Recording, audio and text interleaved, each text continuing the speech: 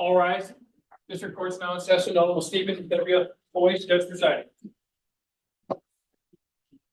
Thank you. Please be seated.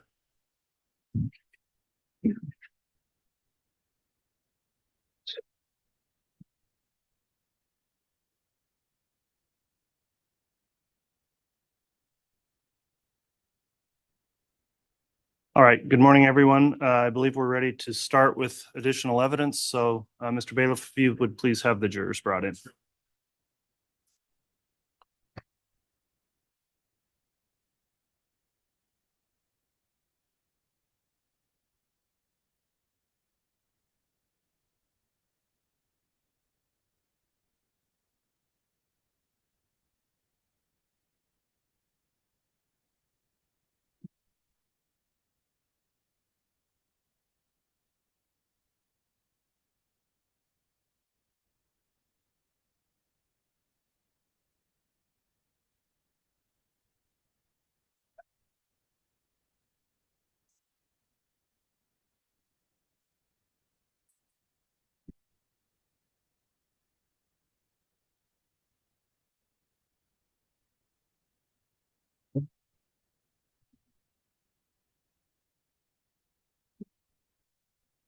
All right, please.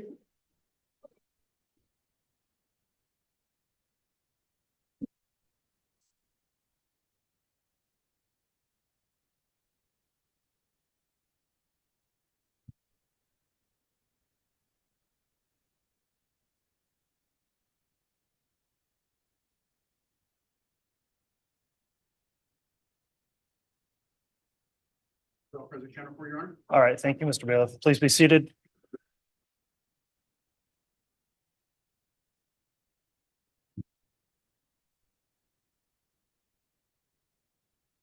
All right. Good morning, everyone. We're back on the record on case CR 22-21-1623, State of Idaho versus Chad Guy Daybell. We're continuing with the state's case in chief. Officer Stubs is on the stand and was previously sworn.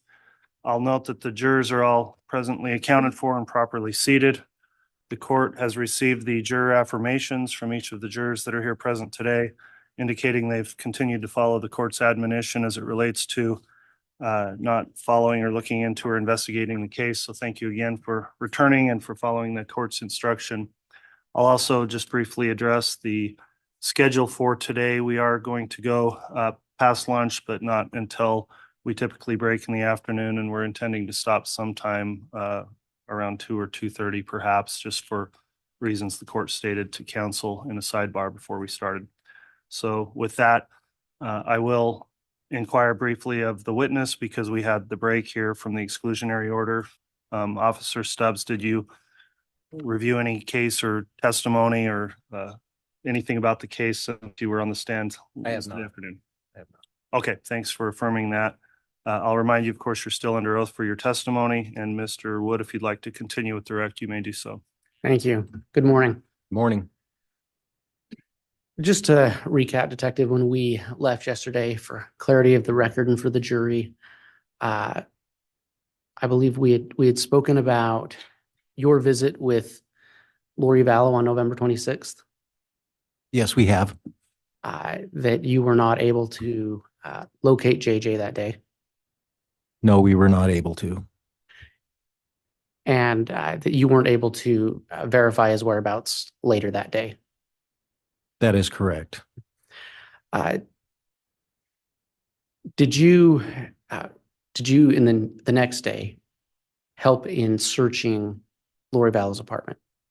Yes, November 27th, 2019, with a search warrant, yes. Okay, thank you, pursuant to a search warrant. And I believe you testified yesterday that you did not locate JJ in any 3 of those apartments.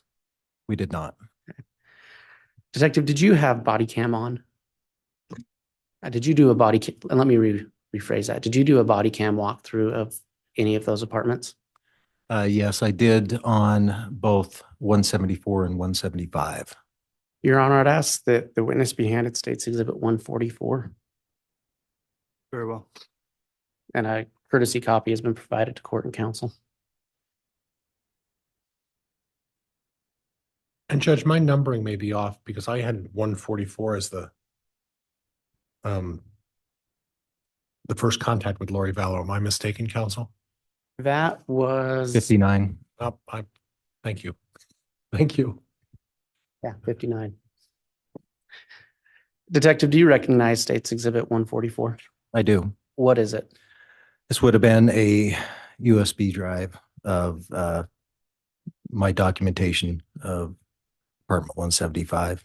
And did you specifically review it on that drive? Yes, I have. And did you initial that drive? I did. Is it a true and accurate representation of the body cam you recorded that day? Yes. Your Honor, I'd move for admission of State's Exhibit 144 into evidence.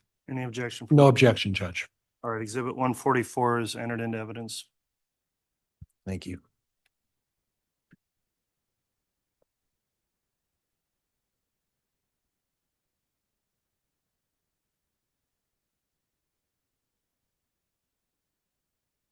Your Honor, may I publish? You may publish.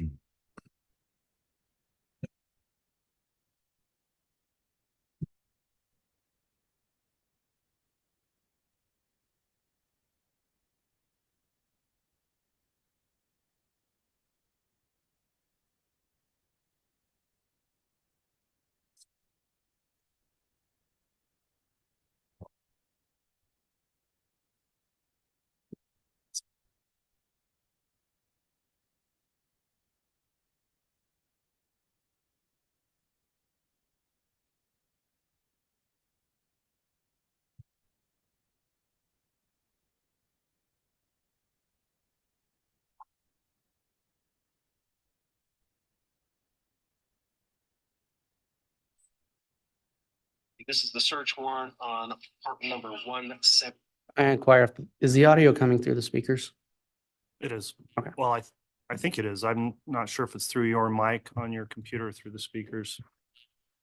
Put the mic. I think it was through the speakers, though. Write it out. 175. Coming into the front door, this is the front room. Detective, I'm going to pause it real quick. Is this the same apartment that you spoke to Lori Vallow in? Yes, it is. And this body cam was taken on what date? The following day, the 27th. Of November 2019? Yes. Entered. This is the damage to the door upon a no-knock entry warrant. Door, front door. Back of the door. Room. Here's the door jamb. Front room and kitchen area. There was, on arrival, keys that had been left on the counter, a envelope from Amazon.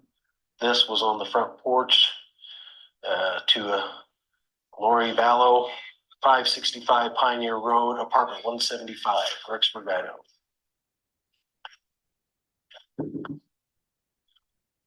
Kitchen, pantry, half bath,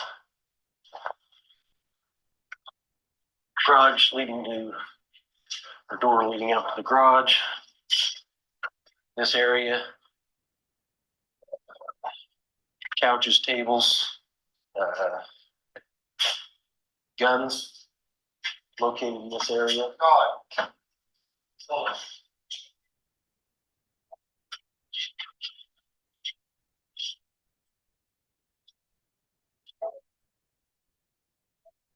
Sorry, Sean.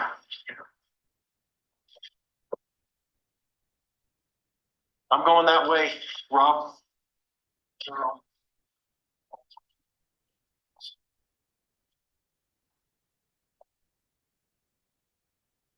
Staircase going up to the second level of the whole 175.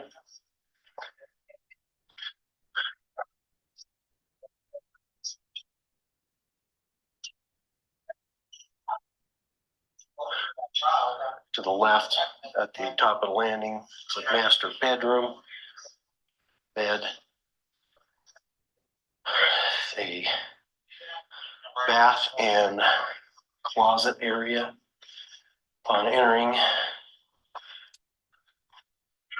no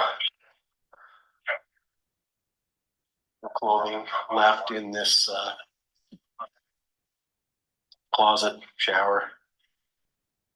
Detective, we just heard you say there was no clothing left in that closet, correct? Yes. Was that of note to you? It made me think that the occupants, because of our day visit before, left in haste.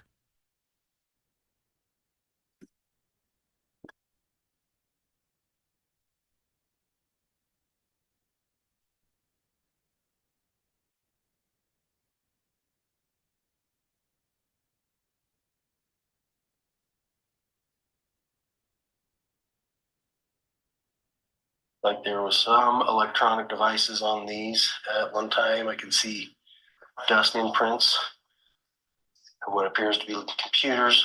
Here is a printer. On this printer is a lease agreement.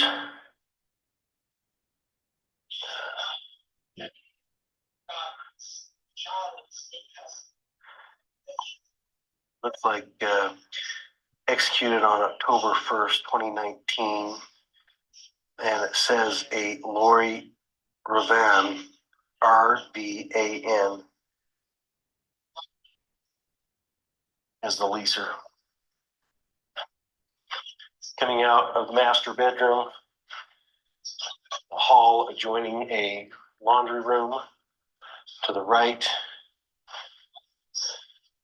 Continuing down the hall to the left, a furnace, water heater, closet. Opposite that is a bathroom.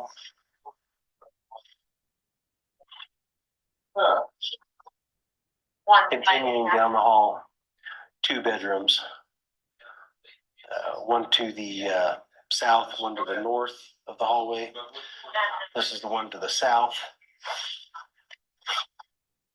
A single bed, a double bed, a closet containing a couple coats, one empty box, a fan, some empty hangers, what appears to be a bedspread, and this box here that appears to have possibly winter clothes, female winter clothes inside. Continuing to the other bedroom, we have, this is the one to the north. We have a bed, appears to be some bedding on the floor. We have three cases here, all containing guitars. It looks like a duffel bag full of toiletry items that would appear to be belong to a male subject due to the cologne and so forth inside. This closet is also fairly barren. Looks like there are two samurai swords inside the closet, empty laundry basket, another basket containing some odds and ends of some sort. Nothing else in this room. That is the entire aspect of the home upon entry.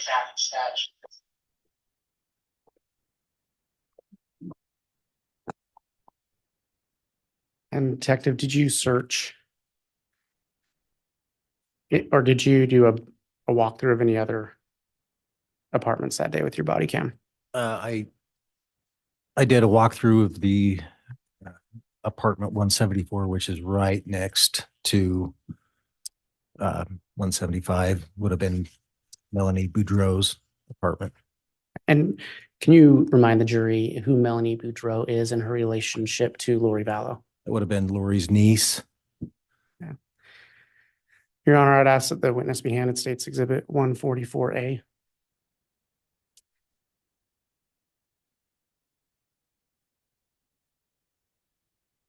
Yeah, a copy has been provided to the court and counsel. All right, thank you. Detective, do you recognize State's Exhibit 144A? Yes, What is it? this would have been my documentation of the apartment 174 when I did a walkthrough after entry had been made into it as well. When you went into 174, was there anything that stood out to you? Well, this particular apartment appeared to still be, someone was residing there. The clothes were in the closet. There was a car in the garage. So it appeared to me that someone was still residing there. Something that struck me as odd is as we were searching. So this was Melanie Boudreau's apartment. At one time, she was married to Brandon Boudreau. I noticed that on the counter, she had a, if you will, a 3-ring binder with those clear plastic organizers in there. And I thought it was odd because I knew they were divorced, that she had numerous of his credit cards and driver's license in there. And is that all captured on the body cam that you took as you did a walkthrough? Yes. And State's Exhibit 144A, is that a true and accurate representation of the body cam you took on that walkthrough? Yes. Or did you initial that drive and have you reviewed it? I have reviewed and I initialed it after viewing. Your Honor, I'd ask that State's Exhibit 144A be entered into evidence. No objection. All right, Exhibit 144A is admitted. And may I publish? You may.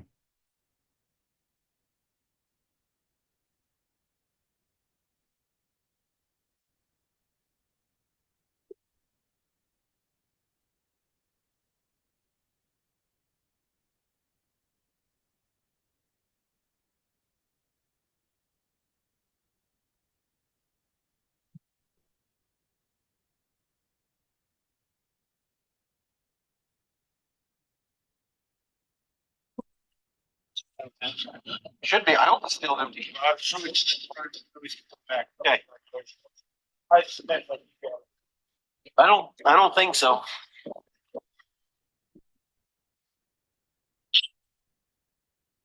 Okay, this is apartment number 174, which is just south of 175.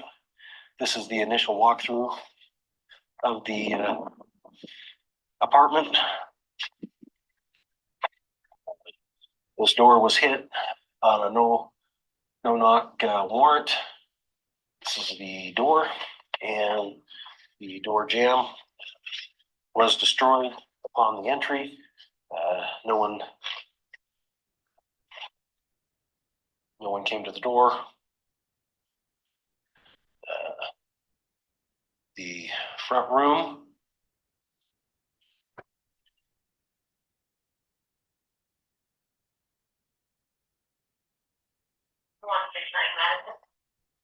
Kitchen area. Looks like there is a couple of electronics, possible some kind of purse here.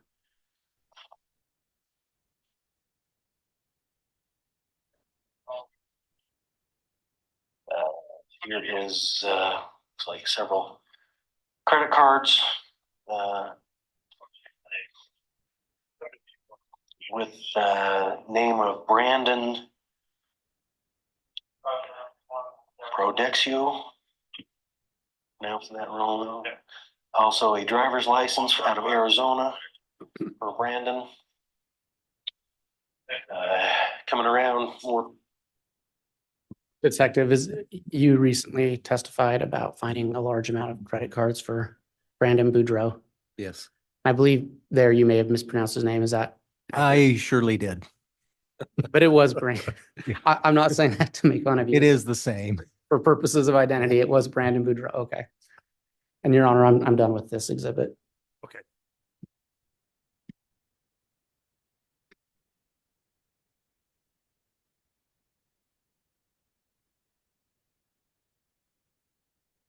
And Detective, just for clarity from yesterday, you've testified that JJ Vallow was not located that day, was he?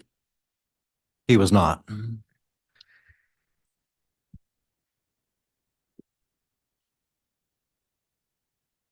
To your knowledge, did the search for JJ Vallow ever extend into a search to include Tylee Ryan as well? Yes, And Detective, you testified before that you have some experience in cellular devices. that is correct. Did you participate or write warrants for any cellular or digital evidence in this case? I did. Did you prepare a list of the different warrants you prepared in anticipation of testifying at trial? Yes, Did you do that to aid the jury in understanding the different warrants you wrote and to be able to explain why you wrote them and what you obtained from them? yes, I did. And do you believe it would aid the jury in understanding your testimony about the nature of the evidence you collected? I believe it would help them understand what we did and why. Your Honor, I'd ask that the witness be handed State's Exhibit 296. And I don't know if the court or counsel has a copy of this yet.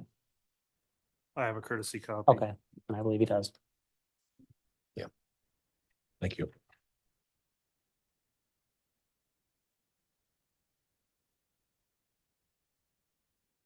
I do have a copy. Thank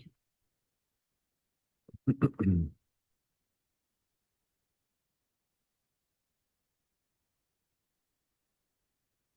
Detective, is this the list I was just speaking to you about? It is. Is it a true and accurate representation of the list you created? Yes, I prepared this list. Your Honor, for demonstrative purposes only, I'd ask that State's Exhibit 296 be entered into evidence. No objection, Judge. Okay, exhibit 296 is admitted as a demonstrative exhibit. And before I go there, Your Honor, I just, or Detective, I want to clarify with you really quick. Did you ever find evidence that Brandon Boudreaux lived in apartment 174 in Rexburg, Idaho? No, May I publish Exhibit 296? Yes.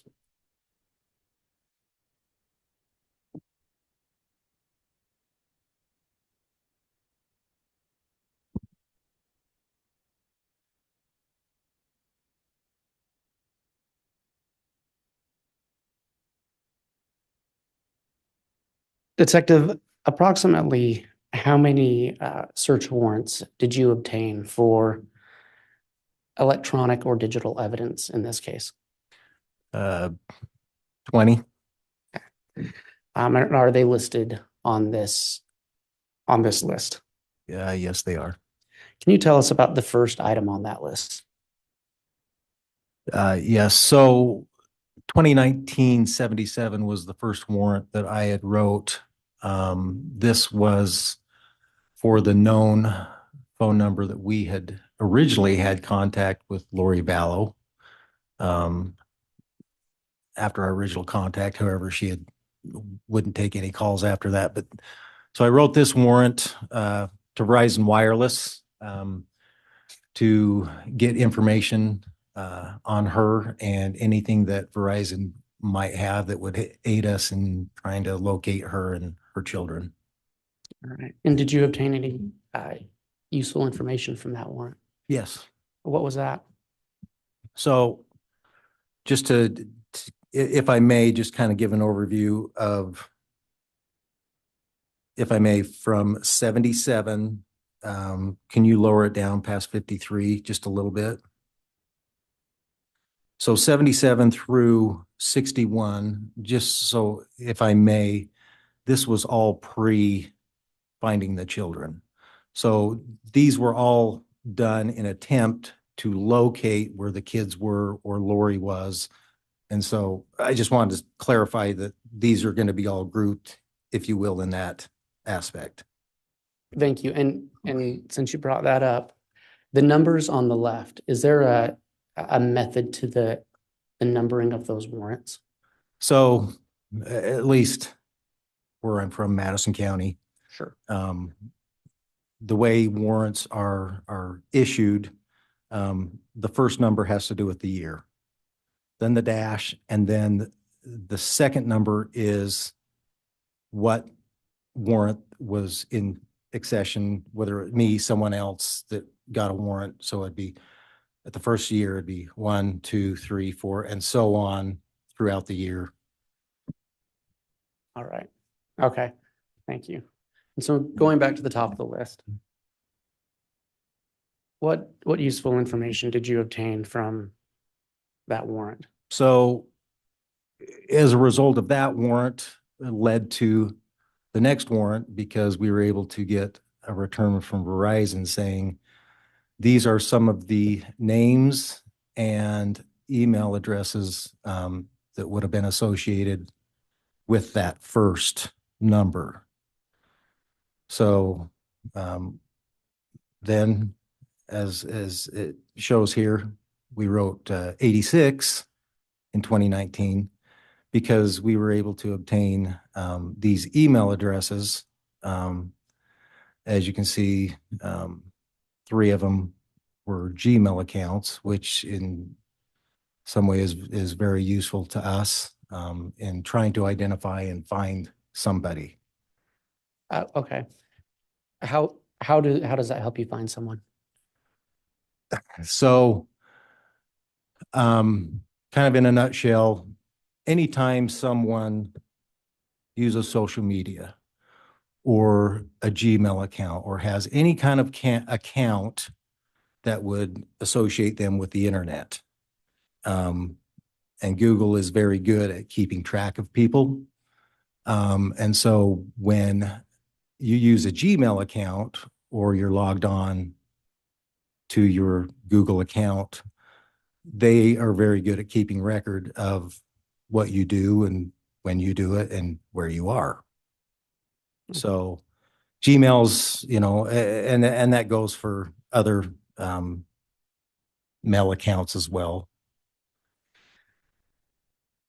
In regard to Google accounts, and is it true that Google runs several different apps that can be on a phone? Yes.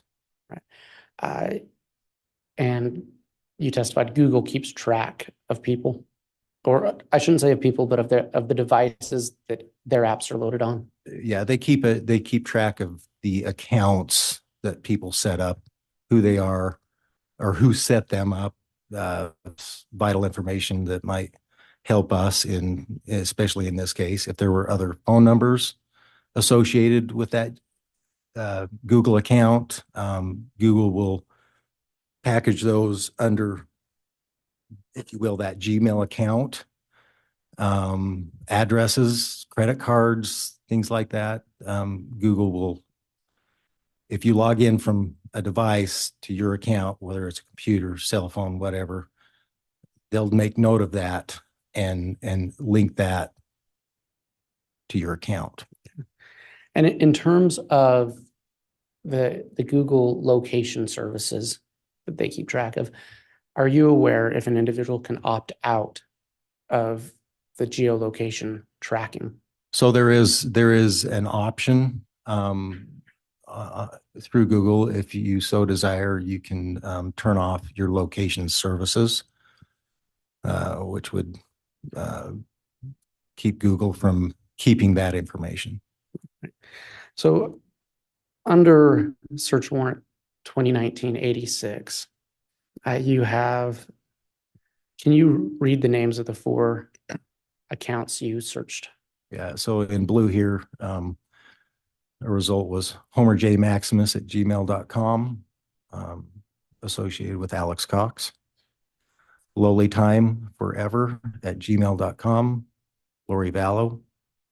Lori for Style at iCloud.com, also Lori Vallow. And Chad.Daybell at gmail.com, associated with Chad Daybell. To your knowledge, were you able to obtain Google geolocation data from any of those accounts? Yes. Which ones? Homer J. Maximus would be one that, if you will, gave us the most information.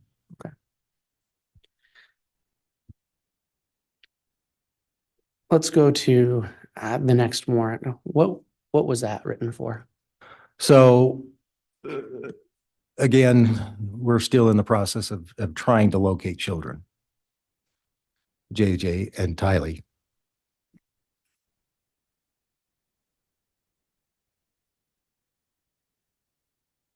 Sorry.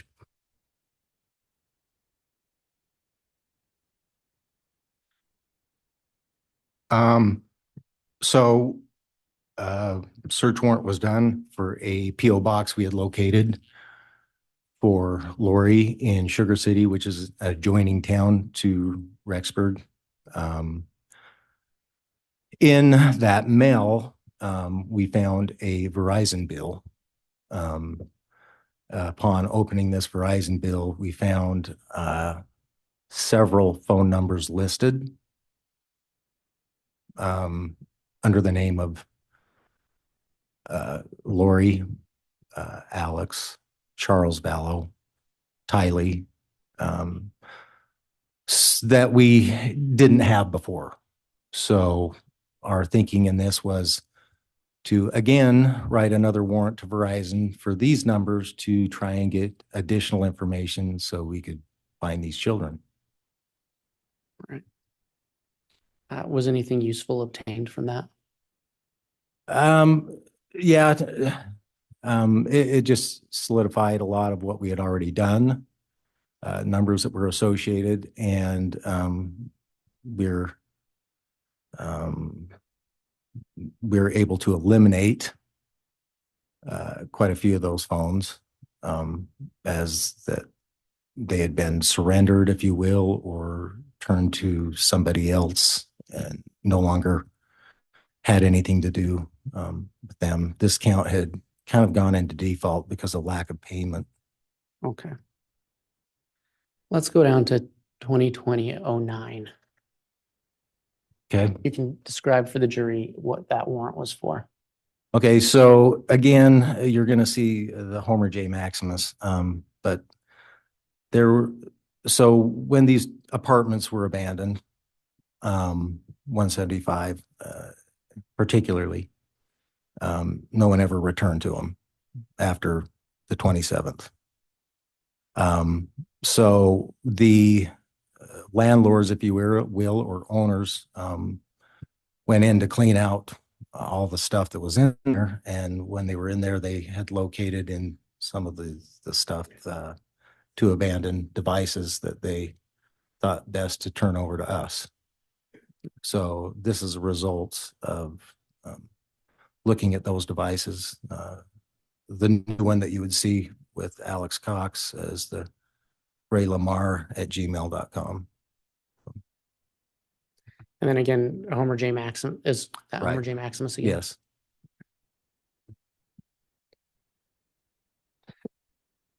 Tell us about warrant 2020-15.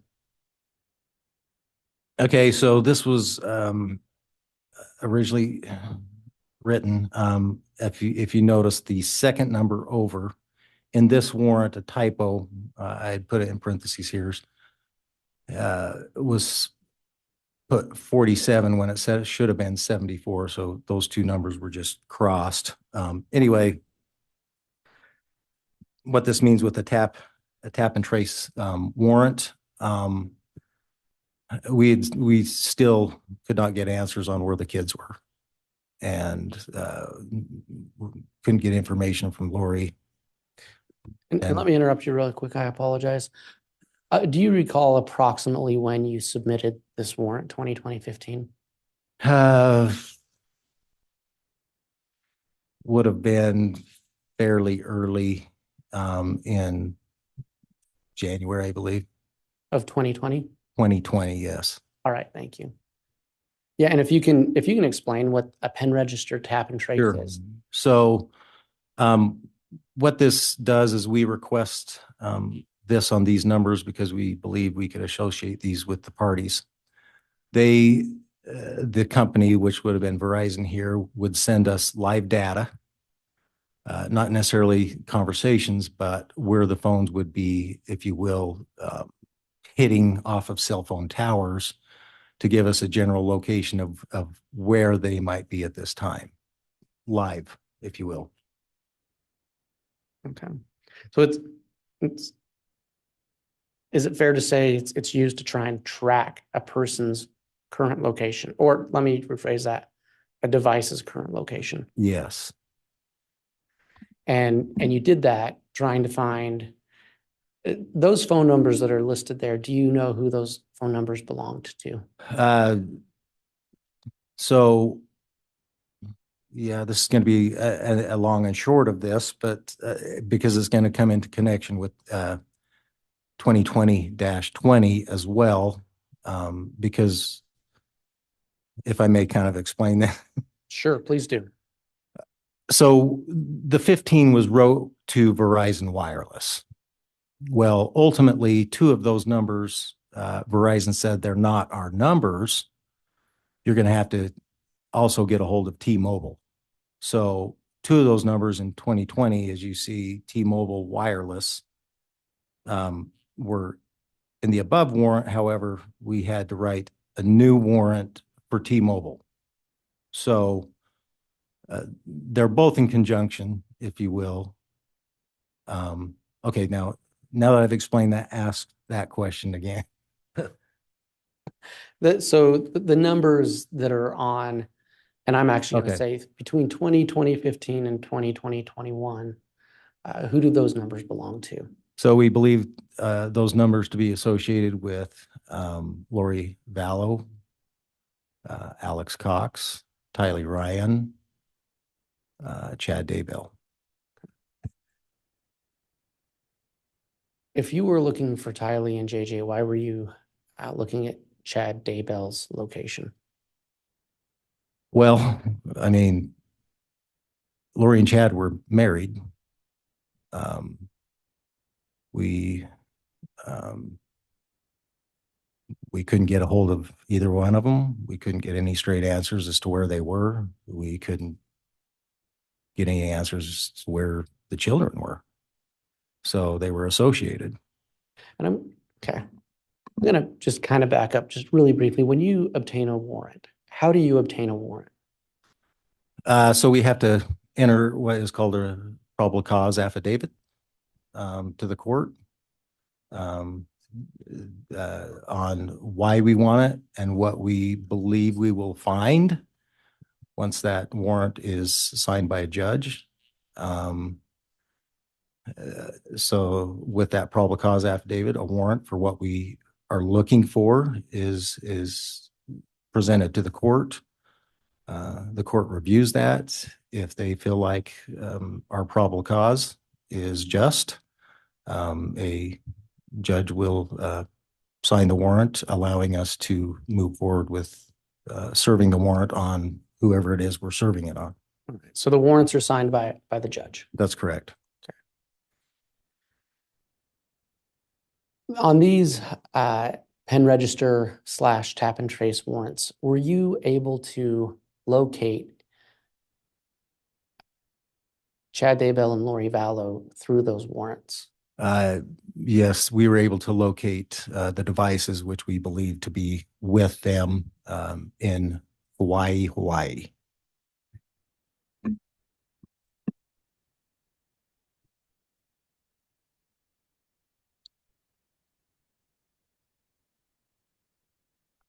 Warrant number 2020-25. Can you tell us what you found or what was searched and found on that?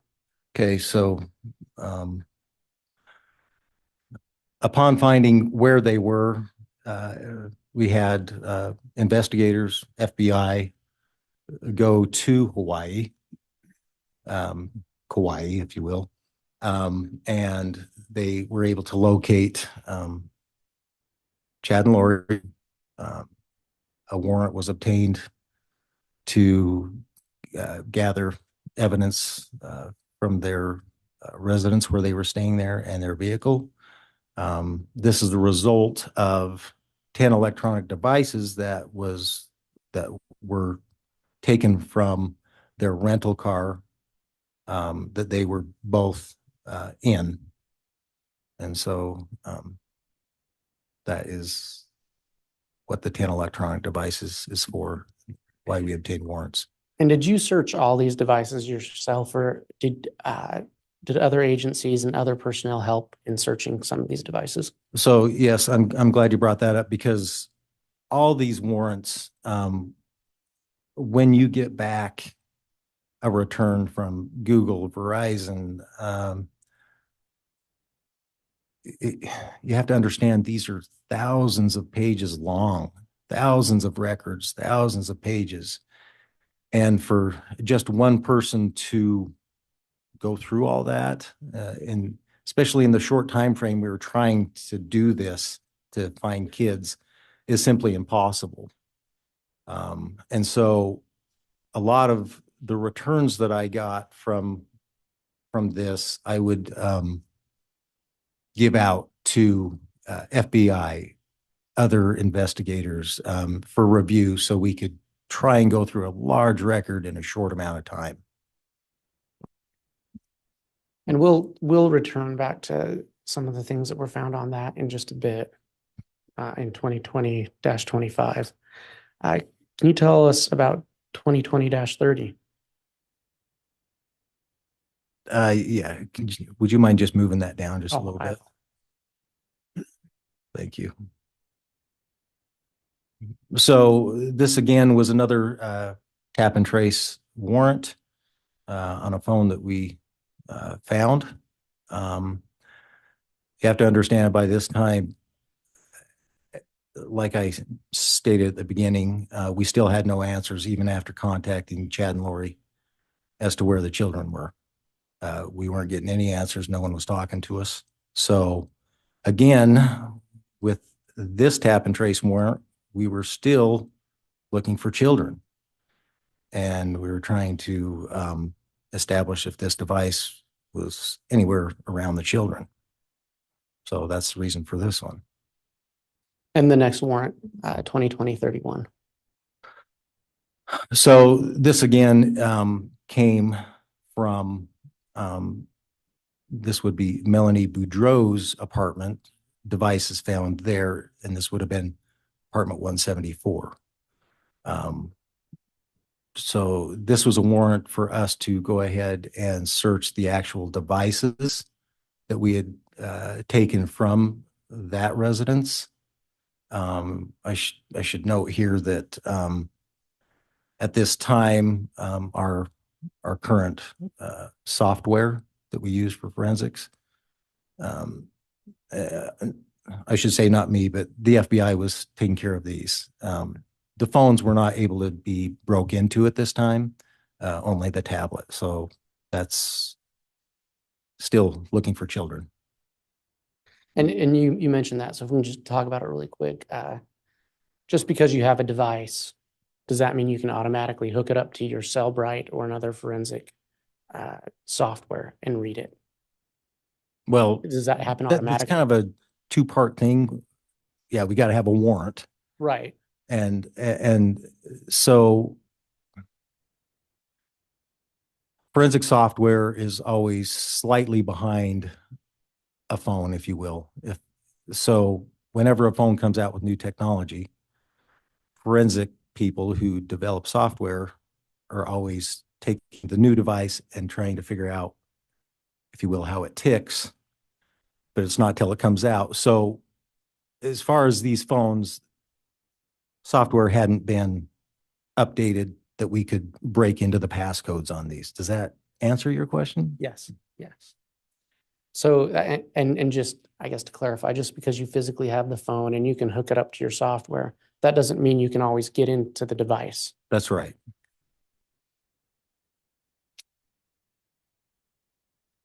Can you tell us about 2020-46? So we were able to establish that these were two different numbers belonging to Melanie Boudreau. And, you know, as far as at this time, we didn't feel like she was being cooperative either. We knew that Judge, I'm going to object at this time. I've been somewhat relaxed, but I need some foundation for him to be able to make these kinds of statements. Mr. Wood, do you want to respond to that? Approximately when did you obtain this warrant for the two numbers for Melanie Boudreau? It would have been probably later spring. I can't give you an exact date without seeing the warrant itself. And that's okay, but it was later spring of 2020. Yes. And at this time, had you found, or not you, but had law enforcement found Tylee and JJ? No. And were you trying to obtain information from Melanie Boudreau about the whereabouts of Tylee and JJ? Yes. Why would she have that type of information? Or let me rephrase that. Why would you think that she might have that type of information? Well, in interviews, we felt like she would Judge, be. I'm going to object at this point. There still hasn't been sufficient foundation. He's referring to other interviews. He's not identifying them, and I'm not even sure he participated in those interviews. I'll sustain that, Mr. Wood.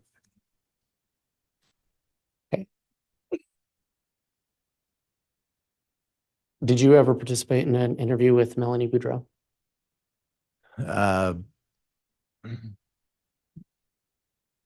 I only had interaction with her when she was being interviewed in obtaining her phone to do a forensic on it. I had to make contact with her during that interview for that purpose. And Judge, could I have some date, time, place, foundation, please? I'm waiting for an objection. Objection. It's true. Yeah, it's not an objection, Mr. Pryor. So now there's an objection based on foundation. Mr. Wood, if you'd like to respond. Approximately when did you meet with Melanie Boudreau? This would have been early on. I don't recall exactly the date. I remember it being in the interview room at the Rexburg Police Department. Would it have been early 2020 Yes. and before Tylee and JJ had been found? Yes. Right.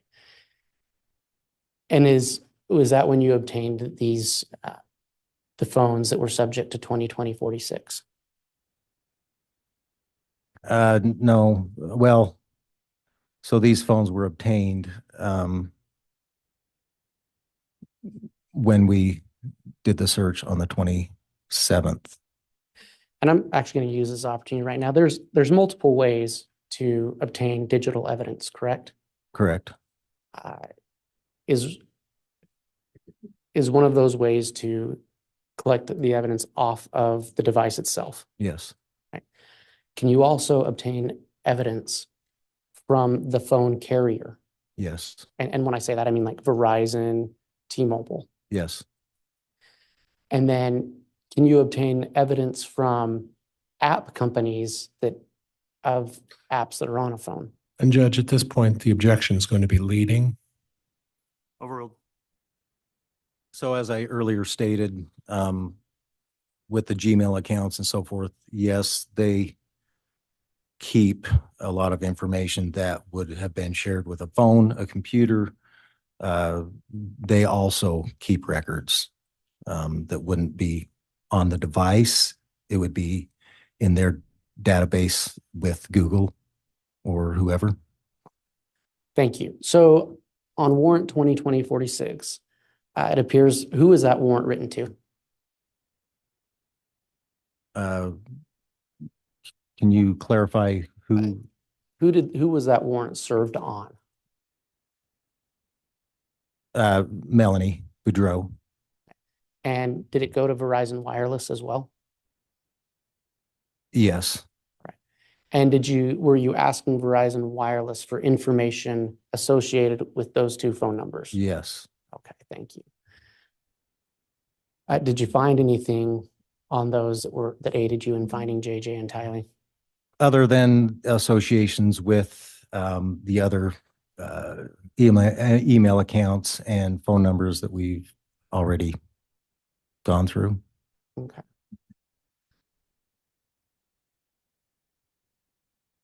Tell me about the next warrant, 2020-53. Approximately when did you write that? So this would have been after Lori and Chad were served in Hawaii. In searching the vehicle, there was a notebook found. This notebook had pages of, if you will, user accounts and email accounts and so forth. There was a page in there from the car that all these email addresses were listed, and therefore we again obtained additional warrants for some of these in hopes to locate the children. At the bottom of 2020-53, what do you have written there? So a lot of this was still during, not making excuses, but pandemic time. So we never got a response from Google on this warrant after months. And so yeah, they never responded.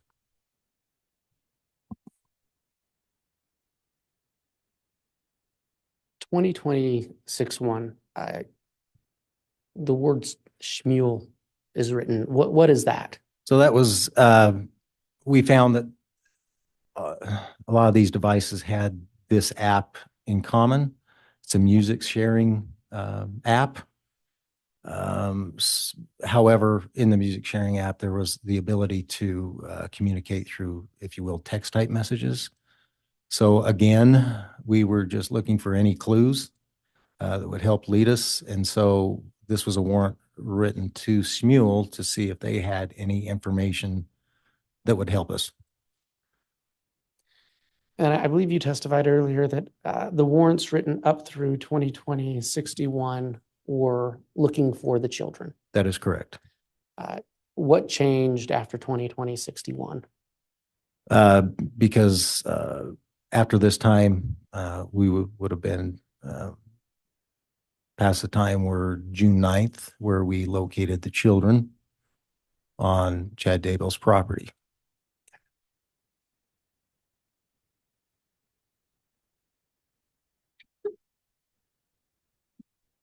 What was the purpose of 2020-74?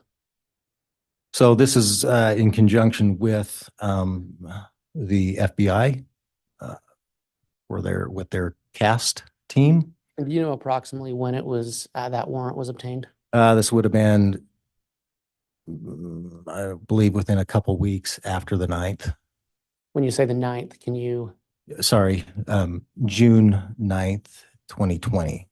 And just for purposes of clarity, what event happened on June 9th, 2020? That is the day that we located the children's bodies on the Daybell property. Okay. So going back to that warrant, what was the purpose of that warrant with the FBI? So again, we were, yes, we found the children. However, we didn't have other answers of why and whatnot. And we were still looking at trying to determine devices that would have been located on that property that could have been involved in the children being there. So the purpose in this was to take specialized equipment onto the property close to the locations where the children were found and get signal strengths from cellular towers and be able to precisely say what tower, what the signal strength was, and so forth. The FBI did that part. I was with them. However, I was just really the one that obtained the warrant and served it at the property. All right. And then they did the work on that. That is correct. The next warrant, 2020, it looks like -76 and 77. Yeah, so that's two different warrants, but When approximately were those obtained? I'm sorry? When approximately were those obtained? That would have been also shortly within a few weeks after the children were found on that June 9th date. Okay. Um, And it looks like that's a warrant for a geofence. That is correct. Can you A couple explain? different ones. Okay. Can you explain for the jury what a geofence is? So again, the theory here is, as I explained in the previous one, we're trying to find out, if you will, devices that would have been in the vicinity on certain dates and times, where we believe the children had been buried on the property. So when I say a 250-meter range of the center of the properties in this, so if you were to take and put a dot and then draw a circle 250 meters out, which is approximately like 2.5 football fields in circumference. And so our thinking was we had dates we believed, we had times we believed. We wanted to try and find anyone who had any significant time in those areas during those dates and those times. And that's both for 202 North, 1900 East, which was Chad's property, and 565 Pioneer Road, number 175, which is where Lori was. So we're just looking for commonality. We were looking, are we missing anything? Is there anybody else involved here that we need to be looking at? And that's why we wrote this, is to see if there's other people we need to be looking at besides who we already were looking at. And so that warrant was written to Google, correct? That is correct. So just to help the jury understand, is when you say a geofence, are you looking for Google location data within that area? Yes, that would just be what Google records have, not Verizon, not anybody else, just Google, because that's a very common thread that everybody uses. So yeah, it was just to Google. And again, we had talked earlier about opting out of Google location services. If someone, to your knowledge and experience, if someone had their Google location data turned off, would they show up in that geofence? Not by Google records, no. Okay. So tell us the process of obtaining that warrant and how you obtained that information. On the return, when Yes. okay, so you have to understand, especially, well, like Chad's property is more rural. But where Lori's property was is it's high density. And so when you ask for this, Google sends you thousands of pages of people that have passed through your fence, your 250-meter fence, whether they are on the road, whatever. So it's massive amounts. But Google doesn't tell you who they are in these warrants. Google assigns everybody a number. It's a Google association number is what it's called. And so everybody who has an account or whatever has a number associated with them. So when we get this return, the return shows, if you will, this device passed through there, was in that area for, this is just an example, Okay. 5 seconds. And you can see as it maybe passes on the road in that fenced area. But it doesn't say that was John Doe. It says this was Google account number, user number, this with a large digit number. So this warrant didn't establish who these people were, is I guess what I'm getting at, just a number associated with them. And then did you do a follow-up warrant based on that initial return from Google? So the theory was to take that warrant and all that information, plug it into a system, and then try and narrow it down to people who would have been in that area or both areas in common during those timeframes. So so after plugging all that information in, we came down to possibly 12 devices that we felt could be, if you will, devices of interest. And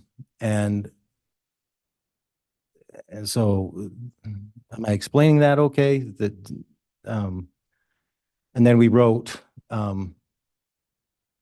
that would have led to 2021-10 here.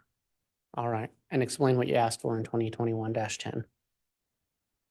Okay, so 2021-10 would have been us saying, okay, these are some Google numbers that are of interest to us from our fence account. And because they were either in the area for a significant amount of time, and maybe these people were involved or could have seen something or whatever during these critical times. And so us writing this warrant was to say, can you please tell us from these Google account numbers, can you please tell us who they are so we can, if you will, get in touch with them or look at them as people of interest. All right. And so, and what were you provided? What did you learn from that? Well, so after writing this warrant, we didn't receive a response from Google. And after much time had passed, I was finally able to get a hold of someone with Google, which is almost impossible to talk to a live person, but I finally get a hold of them, and their advice to us was to shrink our search a little bit more, that they felt looking for 12 was too broad. And so that's why they hadn't responded to our warrant. So, which at that time, then Follow we, up on that? I'm yes, sorry, I didn't mean to speak No. over. Did you follow up on that? yes. So at that time, we lessened it by 2 when we wrote 2021-20 for 10 devices that we felt were of interest. And we did receive from Google at that time the account holders' information on those 10 devices or 10 accounts. Okay. And did you, what did you learn from that? Well, so out of the 10 account holders, background checks were done, checks for associations with Lori, Chad, Alex. We could never find, other than Alex himself, any of the other people that would have had association with these 2 other parties. So just to clarify, you wrote these warrants for these geofence areas around Chad Daybell's property and where Lori Vallow lived, correct? Yes, on particular, those particular dates, yes. And you were looking for numbers that had some commonality between the 2 locations. Right. Right. And at the end of the day, the only number you found was Alex Cox's. That's right. Okay. Just briefly, can you tell us about the last warrant you have on that list? Yeah, so this was a warrant that, so the children had been found. We were just trying to make sense of everything we had.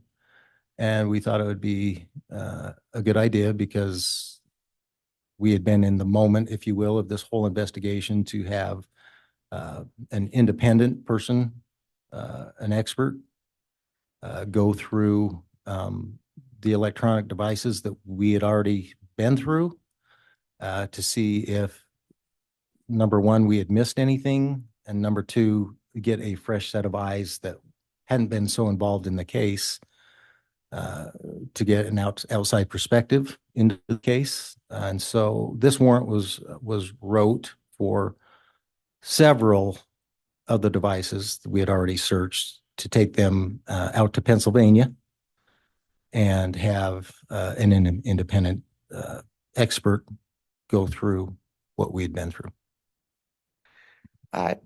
Did you learn any new information from that process? So the answer to that question would be no, nothing new was obtained that we hadn't already discovered. Okay. Detective, I want to just talk to you briefly a little bit about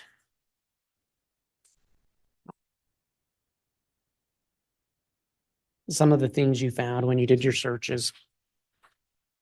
I listed on Exhibit 296, and you've spoken about Lolly Time Forever. One of Lori's Gmail accounts, yes. And did you ever look, did you specifically look at that account yourself? Lolly Time? Yes. Yes. Right.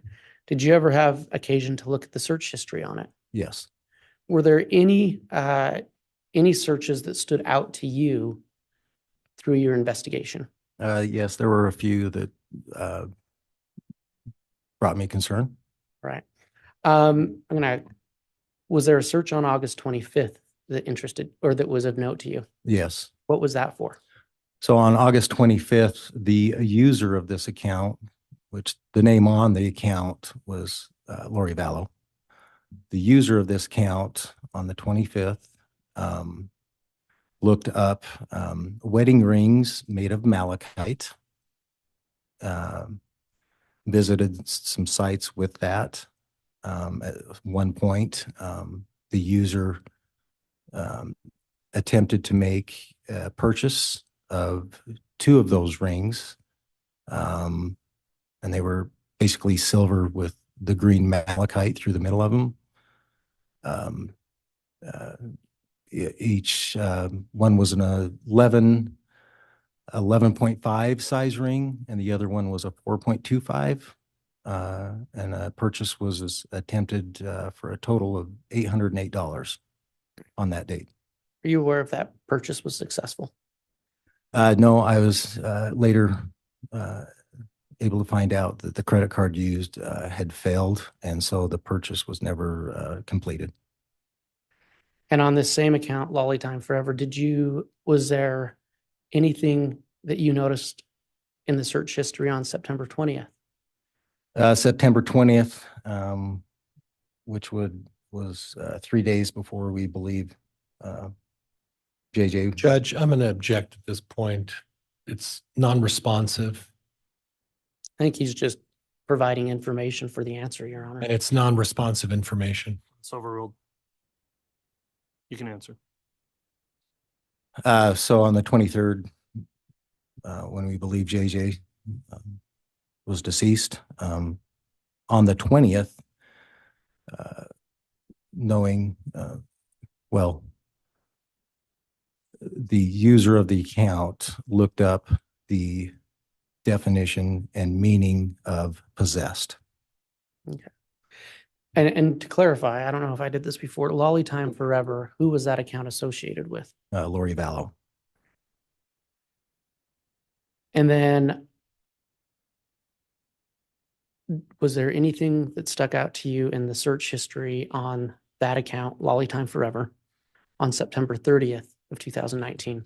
Yes. So on September 30th, which would have been 2 days before Brandy Boudreau's attempted shooting, the user of this account looked up how to remove the back seat from a Jeep Wrangler.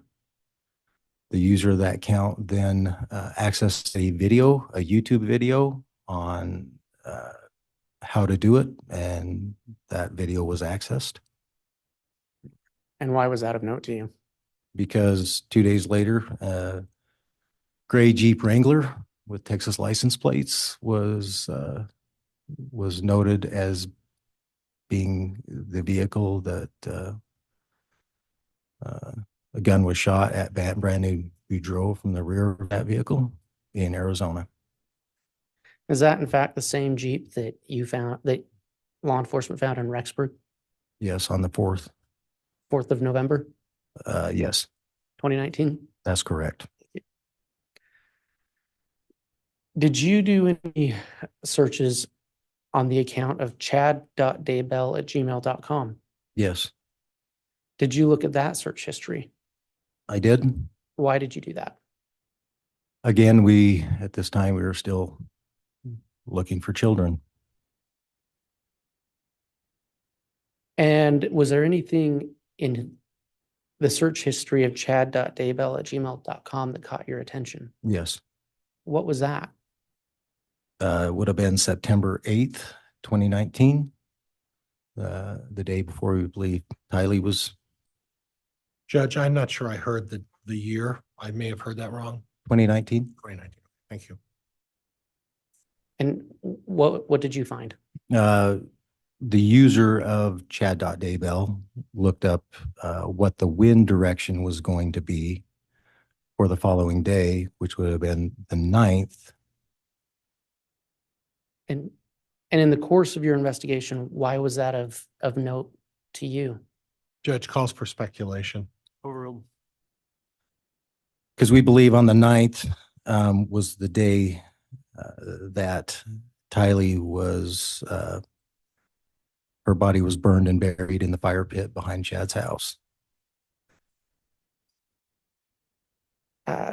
Detective, we had talked about when we were going over your list of warrants under 2020-25, about 10 electronic devices seized from Chad and Lori in Hawaii. Yes, Did you search any of those devices yourself? I did. Did you have occasion to search a PNY USB flash drive? I did. What did you find on that flash drive? Upon initial looking at the flash drive, found several wedding photographs from December 5th of Chad and Lori's wedding in Kauai, Hawaii. I'm sorry, what date did you say? Would have been December 5th. Or sorry, November 5th. Okay, thank you. Tell us how you searched that device. Did you just plug it into a computer or did you do something else? I used forensic software to search the device. One of the reasons we use forensic software is because it is set up in such a way that anything we do looking at the device won't, if you will, disturb its original form. So we use forensic software to search this device. Okay. And was there anything else of note to you on that device? Yes. What was that? So if I may, just a little bit here, at first glance, if you were to plug this flash drive into, say, a regular computer, the only thing that you would have been able to see on this flash drive would have been the wedding photographs. However, when you plug this type of device in and use forensic software, you are able to obtain and see anything that may have been, might still be there, deleted, so forth and so on, that you wouldn't be able to see with a regular computer. Okay. And did you find anything that had been deleted? Yes. What was that? I don't know the precise number, but it appeared to be photos of Chad, Tammy, their kids, if you will, a history. It appeared to me that possibly Chad and Tammy's courtship to their marriage to their kids being born to their kids growing up, just basically a family album, I guess would be the best way to say it, that had all been deleted. Okay. Your Honor, I'm going to ask that the witness be handed State's Exhibit 61A through 61S, and I believe a courtesy copy has been given to the court and counsel. All right, A through S. Mr. Wood? Yes. All right, thank you.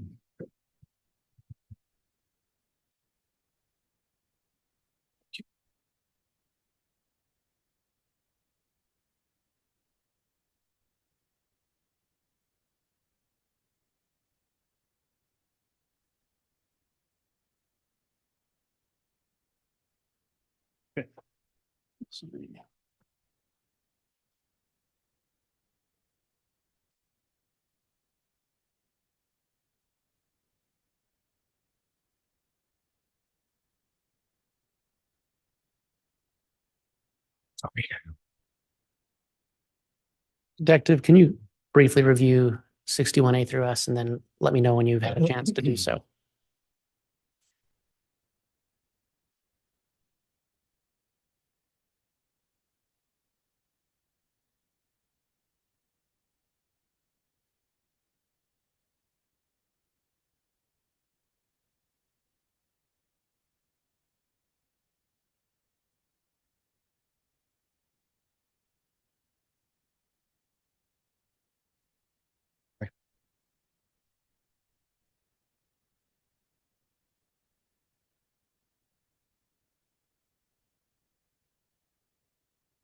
Okay. Do you recognize that exhibit? Yeah, these are all, if you will, hard copies of the photographs that were located on that flash drive. And are those true and accurate representations of the photos you viewed on that flash drive? Yes. Your Honor, I'm going to ask that states exhibits 61A through S be entered into evidence. And there won't be an objection, Judge. Okay, exhibits 61A through S are individual photographs each. They're all admitted into evidence. Mr. Wood, we've got a request to take our morning recess this time. Let's go ahead and do that with the admission of those exhibits, and then we can move on after that. So we'll be in recess for about 20 minutes, intending to come back on the record here at about quarter after. All rise, please.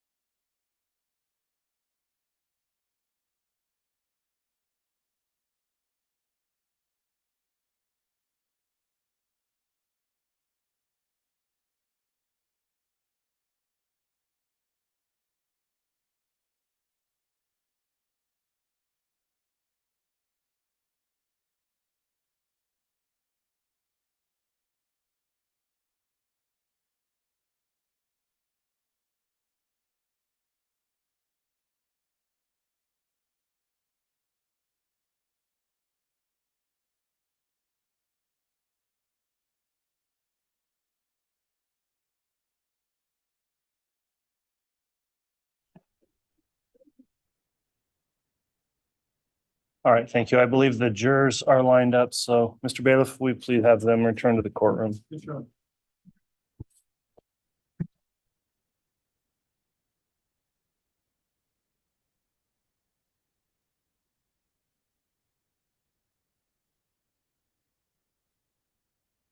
All right, please.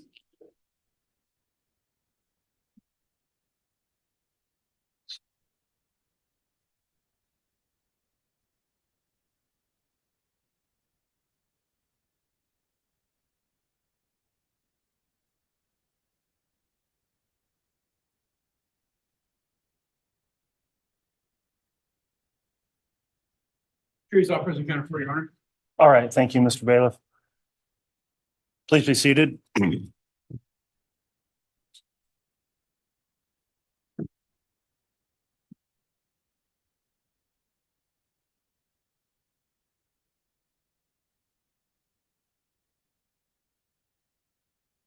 We just concluded the mid-morning recess. We're back on the record on case CR 22-21-16-23, State of Idaho versus Chad Guy Daybell.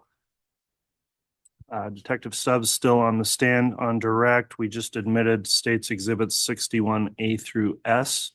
And if you'd like to continue on direct, Mr. Wood, you may do so. Thank you, Your Honor. And if I may publish, You may. And as you publish, please reference each individual photo by its exhibit Okay. number.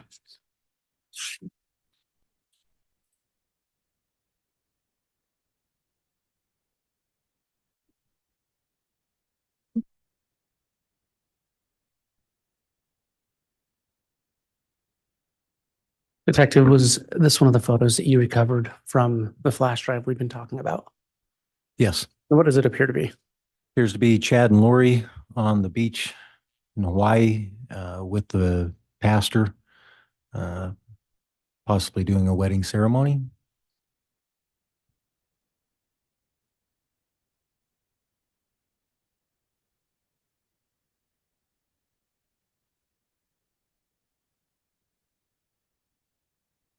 In this photo? Again, Chad and Lori, their wedding on the beach in Hawaii. And what was that, Mr. Wood? I apologize, Your Honor. That was 61A. And for clarity of the record, the first one I showed was 61I.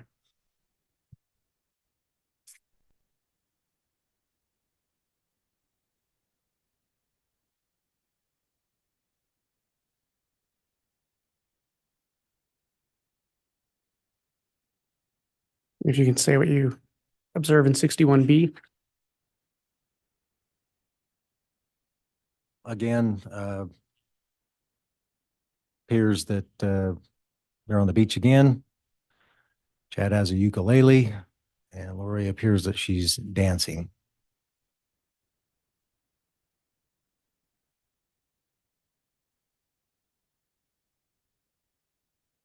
This is 61E. E is an echo. And what do you observe? Again, another photo. This is one that I do get a glimpse of a ring on Chad's left hand. This isn't the best of them all, though, but Okay.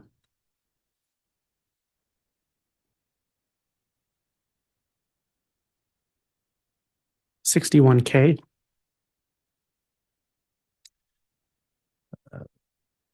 picture of the wedding rings, which appear to be silver with possible malachite in the middle of them that both parties were eventually wearing on their fingers. 61H. Appears to be Lori and Chad holding hands, revealing Lori's ring on her left hand.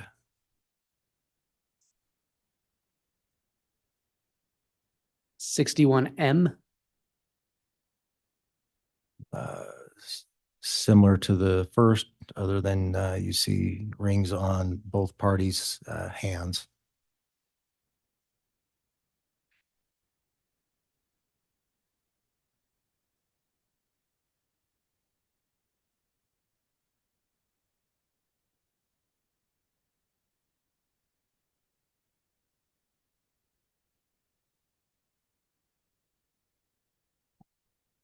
And 61R.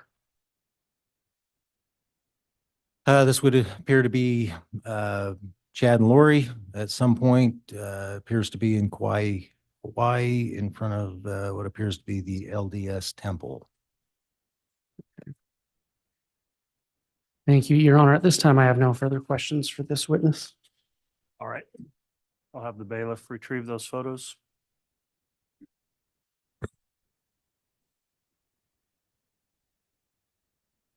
Mr. Pryor, cross-examination.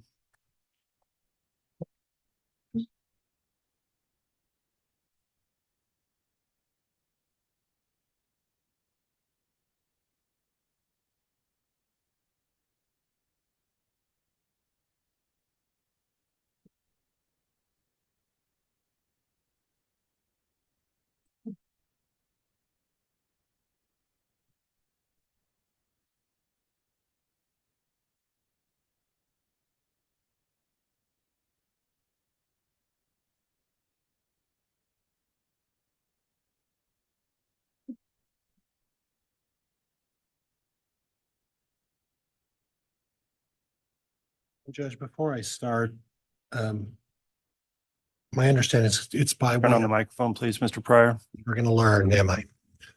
Before I start, Judge, I understand this is by stipulation of the parties. I have Exhibit 50 and it's Defense Exhibit 50. And I still, again, it's Glenn Bard's report that was referenced by Officer Stubbs on the last line of his exhibit. I have the actual report of Glenn Bard, so I'm moving for admission of Glenn Bard's report. All right. No any- objection. No objection. Very well. Defense Exhibit 50 is admitted.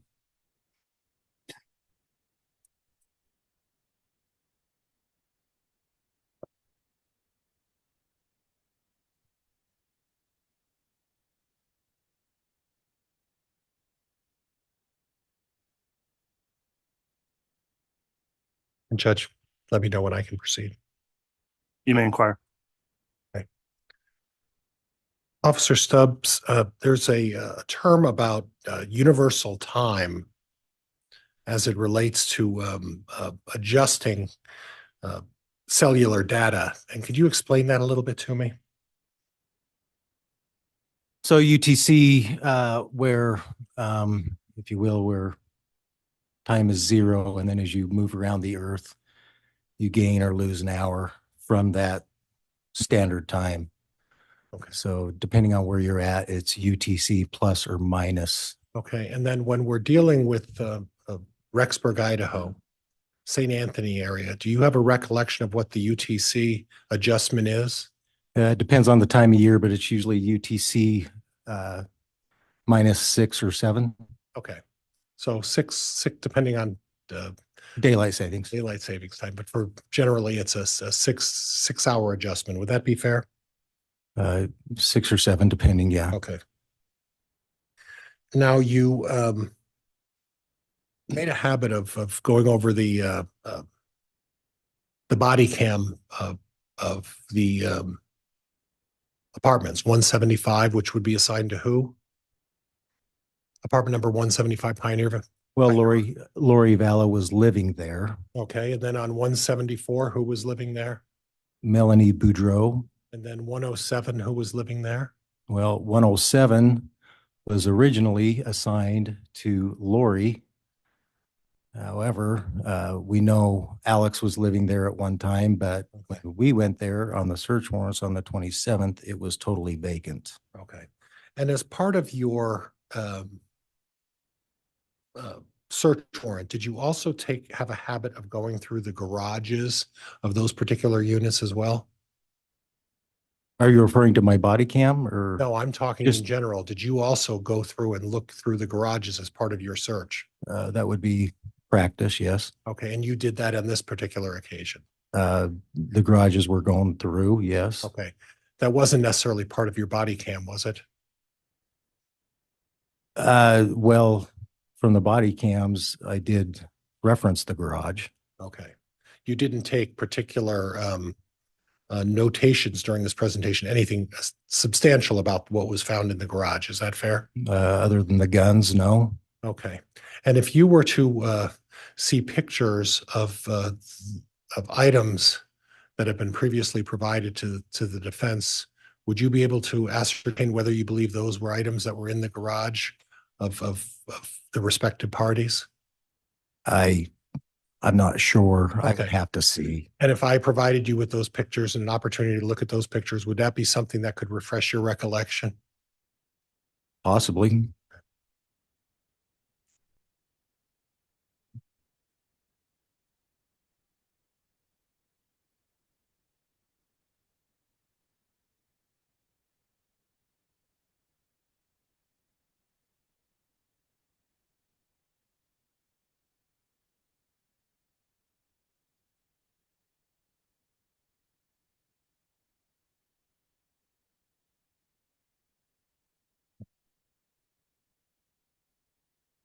And Judge, if I could have the bailiff hand to Officer Stubbs.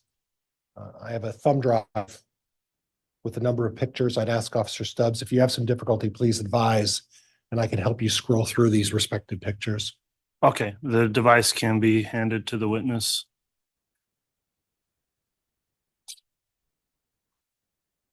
And if you have some difficulty, Judge, may I have permission to go to the witness, or could the bailiff help him? Let's just see if the officer's able to sort through how to scroll the photos.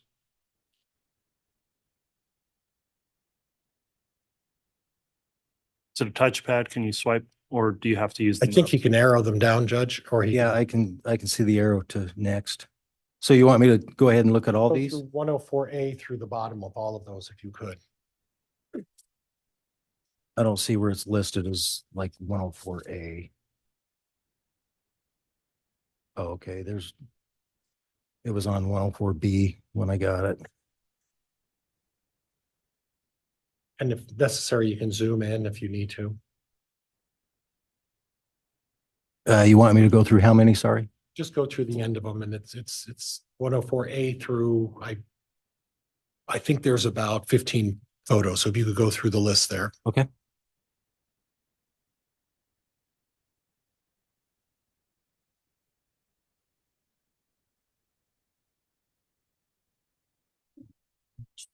I don't need it now, but I will at some point. Thank you. Not today.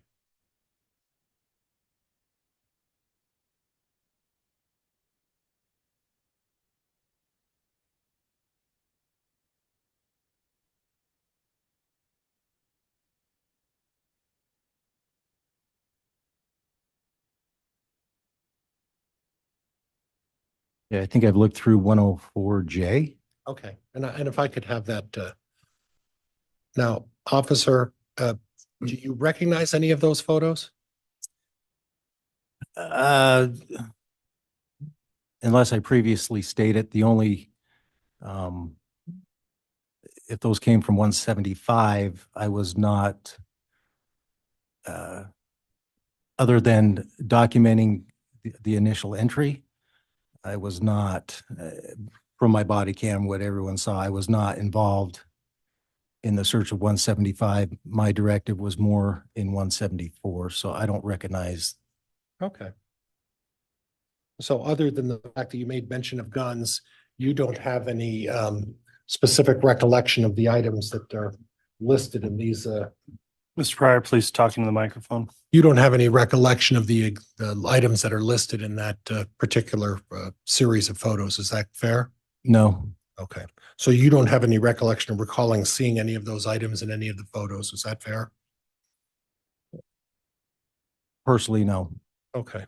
Did you find any other information through your investigation to determine whether any of those items are items that were found in any of the garages of the three parties you searched?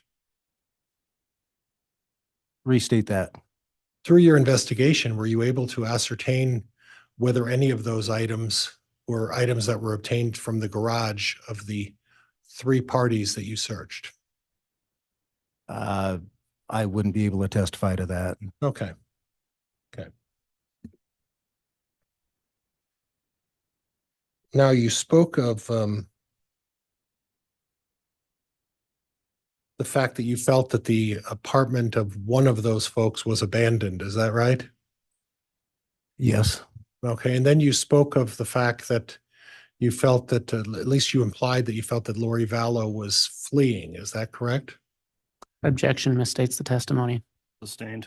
How about you felt that she had abandoned the home? Is that what you were implying? Objection, that also misstates the testimony. Overruled. I believe that in walking through 175, that the clothes were all missing and possibly the people left in haste. Okay. Now, as part of your continuing investigation, did you come across any data that suggested tickets or purchase of tickets to Disneyland or to Knott's Berry Farm were made prior to your search on the 26th? That's not something that I investigated personally. Okay. Do you have some information that there was a trip planned by Chad Daybell's family 2 weeks prior to the search of the 26th?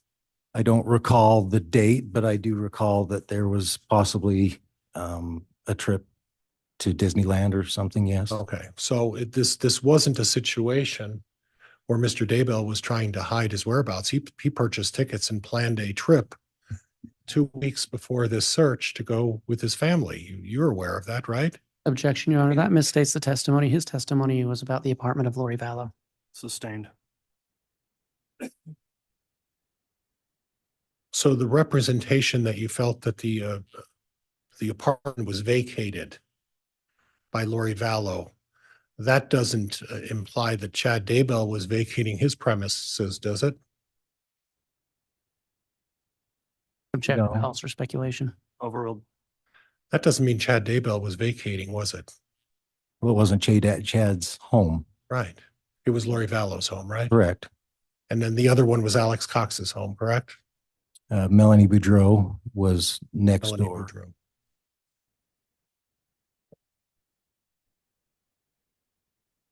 Now you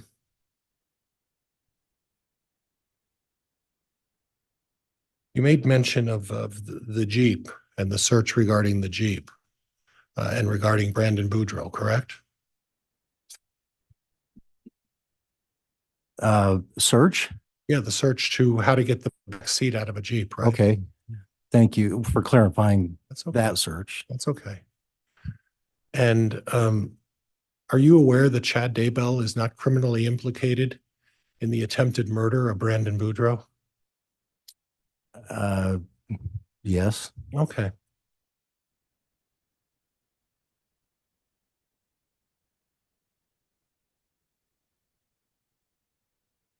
Now, we may revisit it, but on Exhibit 59, I think that was the initial 10-minute surveillance tape of you talking with Lori Vallow, correct? Correct.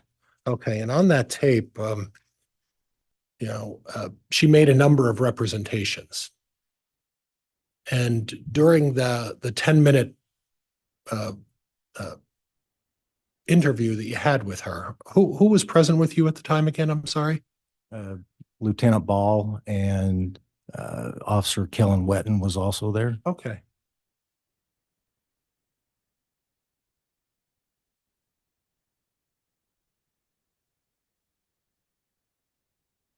And during that 10-minute interview of her, you folks decided to leave. Is that correct?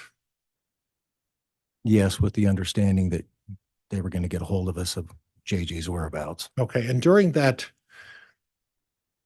interview with Miss Vallow, she indicated to you that her friend, and I don't know if it was good friend, but her friend Melanie Gibb had JJ. Is that correct? Correct. Okay.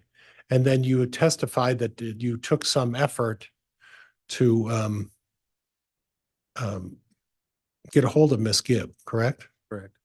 And did you subsequently learn that you got a hold of Miss Gibb at some point shortly after that meeting with Lori Vallow? That would have been later that evening that we finally got a hold of her. And Miss Gibb confirmed at that time that she had JJ Vallow. Is that right? No, What did she say? she said she did not have JJ. Oh, well, isn't it true she lied to the police about the whereabouts of JJ Vallow on that day? I don't know. I wasn't involved in that conversation. Okay. Okay. So when you say that she said she didn't have JJ, how do you know that? If you weren't involved in the conversation? Because the next day is when law enforcement obtained a warrant because she had stated to officers that she did not have him. Okay. So your recollection is that Melanie Gibb did not lie to the police initially about having JJ Vallow? Is that what you're saying? Objection, he's misciting the testimony. Overruled. Is that what you're saying? Ask the question again, please. So what you're saying is that you got the search warrant because Melanie Gibb said she did not have JJ Vallow? Is that what you recall? That's what I recall. Okay.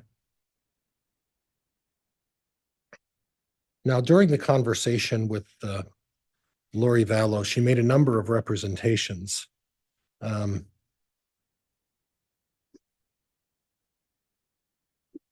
She made some mention of the fact that she was going to be moving back somewhere with Melanie Gibb. Do you recall that? Yes. Okay. And that her and that JJ and Melanie were at a Frozen movie or something? You recall that? She said that Melanie and JJ were most likely at the movie Frozen 2. Okay. So from what you heard her say about moving back, the fact that you felt that the apartment when you went back for the search warrant was abandoned, did you look into the possibility that Melanie Gibb had made plans to leave Rexburg, Idaho and move back with Melanie Gibb in Arizona? Melanie Boudreau Melanie Gibb was moving back where? with Melanie Gibb. Lori Vallow was moving back with Melanie Gibb to Okay, Arizona. you said Melanie Yeah, Gibb and was moving back. And I apologize for that. I'll rephrase that. I misstated that, excuse me. Did you look into any information that would support the idea that Lori Vallow, after she abandoned that unit 175, had the intent to permanently move back with Melanie Gibb? Well, she had told us that, so we were looking into that possibility, Okay. yes. Okay. So at this point, what you have is you have information that would suggest Lori Vallow may not have been honest about the whereabouts of JJ Vallow, correct? Correct? And you had information that at least her friend Melanie Gibb was accused of having JJ, correct? She stated that Melanie had JJ, yes. And at some point, Melanie Gibb contacted law enforcement, which gave you concern as to where JJ was, correct? Correct. Okay. Now, as part of all of these records and all of this information, you didn't look at Melanie Gibb's phone records, did you? Not at this time, no. Well, at this time, we're in trial right now, sir. Right. So when are you planning on looking at the records? A week from now or a month from now? Objection, argumentative. Sustained. You never looked at David Gibb's record or David Warwick's records either, did you, sir? Nope. Okay. Are you aware of the circumstances regarding September 23rd and 22nd and 23rd of the last known existence of JJ Vallow? The Sir? circumstances? Yeah, the circumstances surrounding his disappearance on those days. Are you familiar with that? I'm not exactly sure what you're referring to. Are you familiar of who was with JJ Vallow or in the close proximity of JJ Vallow on the 22nd of September, the day he was at least last observed? There was a number of people that were at Lori's residence, yes. Right. And one of those people was Melanie Gibb, correct? Correct? One of those people was David Warwick, correct? Correct. And you're trying to locate JJ Vallow, and Lori Vallow on this tape says to you, my good friend Melanie has JJ, right? Correct. And you didn't look or bother to look into either David or Melanie Gibb's phones, did you? No.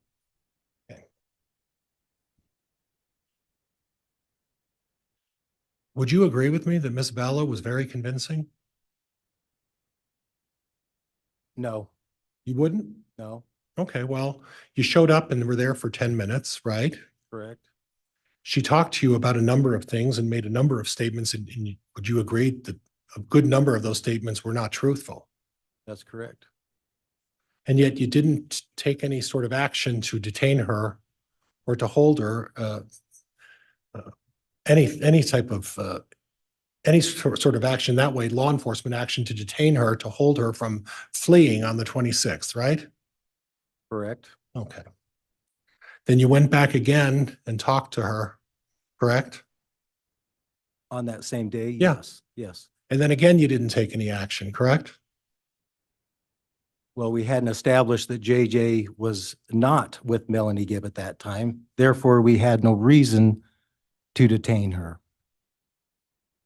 Now, I noticed during the tape recording that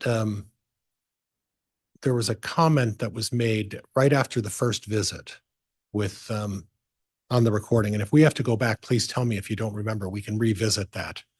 But after you left Lori Vallow's apartment, you made the comment, not. Do you remember saying that? I do. Yeah, and not, if I understand correctly, and please correct me, is a situation where that's sort of a code word for telling law enforcement to turn off your body cams and not record what you were about to talk about, correct? That would be correct. So in other words, as part of this investigation, you chose that we're going to not allow these statements to be recorded. We're going to stop this body cam because we don't want to reveal or provide the information that the three of you officers were going to discuss. Is that correct? Objection argumentative. Overruled. Is that correct? Yes, we were going to state our opinions. Okay. We didn't get the benefit of your opinion then because you turned off the cam, right? That's right. And at the conclusion of the second body cam, did you do a little knock there too? No, Okay.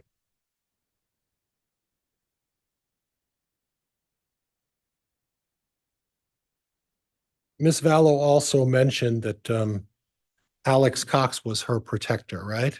that's correct.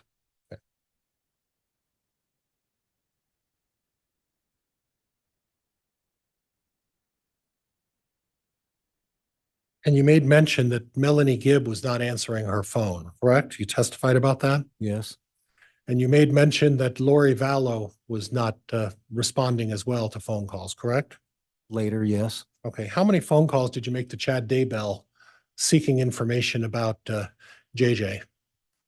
Myself, I did not make Okay. any. Okay.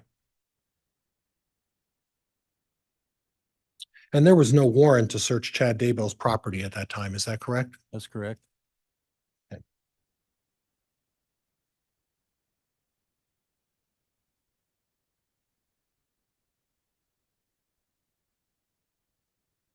And through your research of all of the devices, you didn't find an email or Facebook posting or text that said from Chad Daybell saying, Lori, let's kill the kids. You never found anything like that, right? I did not. Okay.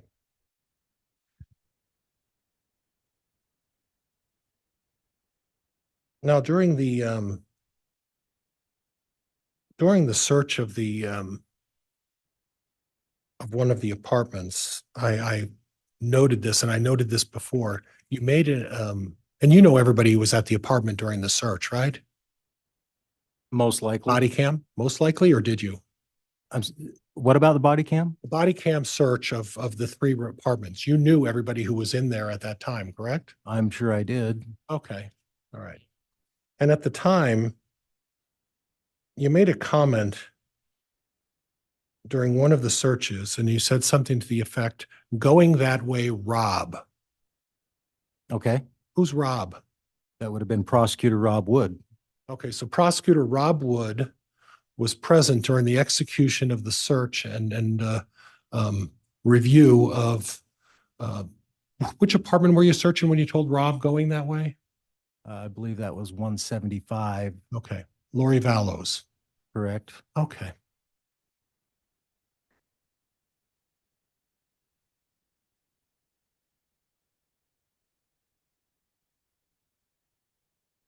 Did you have any information as to where Chad Daybell was living after he got back from his Knott's Berry Farm trip? I can only speculate Okay. from what I had heard. All right. Now, you mentioned the fact that you also tapped some phone calls. Is that correct? No, That you sought a warrant to place, go ahead. a tap is to listen to somebody. We did not listen to anybody. Okay.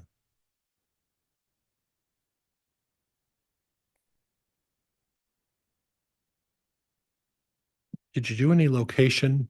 And I don't know what the proper word is. The warrant that you searched to be able to do a location on someone's phone like you did in this particular case. What's the term of that again? I'm sorry. Tap and trace. Tap and trace. That's right. I thought I had the first word right. So did we happen to do a tap and trace on Melanie Gibb and David Warwick's phone as well? No, Okay.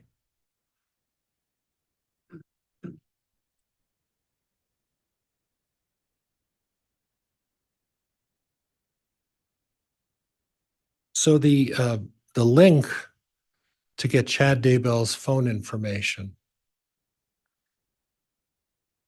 that was based on the fact that you saw Chad and Lori holding hands at the Hobby Lobby and that they were married at that time, correct? can you give me a little more than link? All right. The reason for the search warrant to get Chad Daybell's phone is that he was married to Lori Vallow, correct?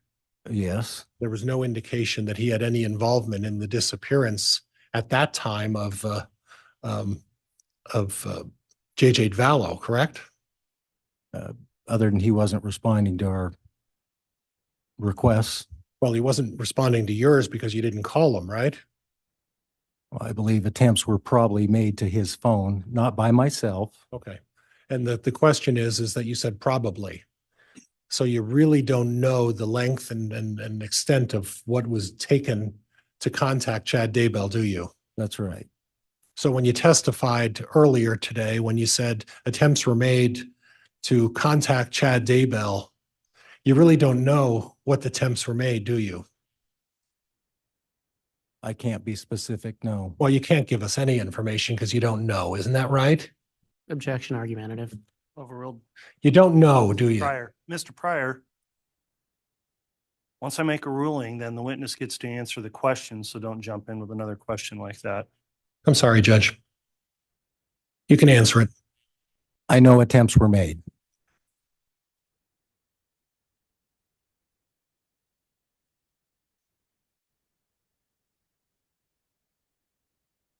Now, on the subject of cell tower information,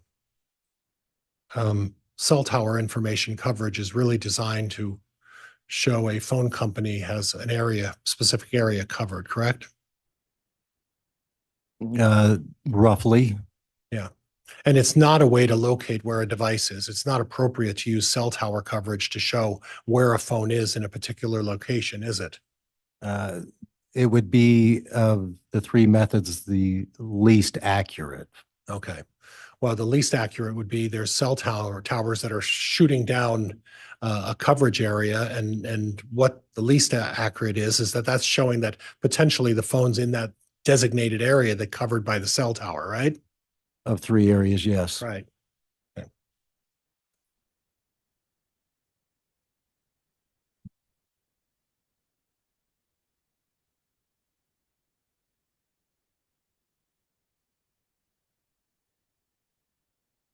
So the wedding photos, it's not unusual to have photos of a wedding, is it? No, And you don't know on that thumb drive that you said the family pictures of Mr. Daybell, you don't know whether those were copied to another thumb drive, do you? I do not. And just the photos of themselves are not anything peculiar or particularly alert to anything, correct? Are you talking about the wedding photos? The wedding photos, yeah. No. And did you research why people use malachite? It has something to do with spirituality and other things. Okay.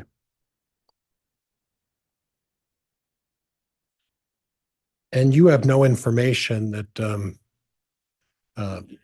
Chad Daybell and Lori Vallow, prior to the searches of the Malachite rings and the purchase of the rings, had ever discussed getting married. Is that right? Not that I know.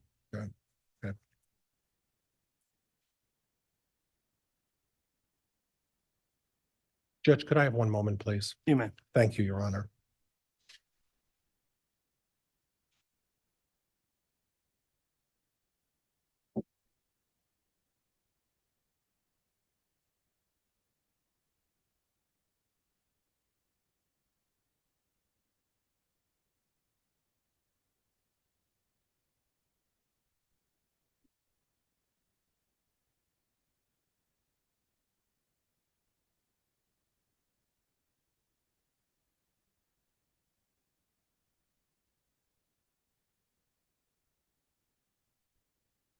Judge, that's all I have. Thank you. All right, thank you. That concludes the cross-examination then. Mr. Wood, any redirect? Just briefly. Very well.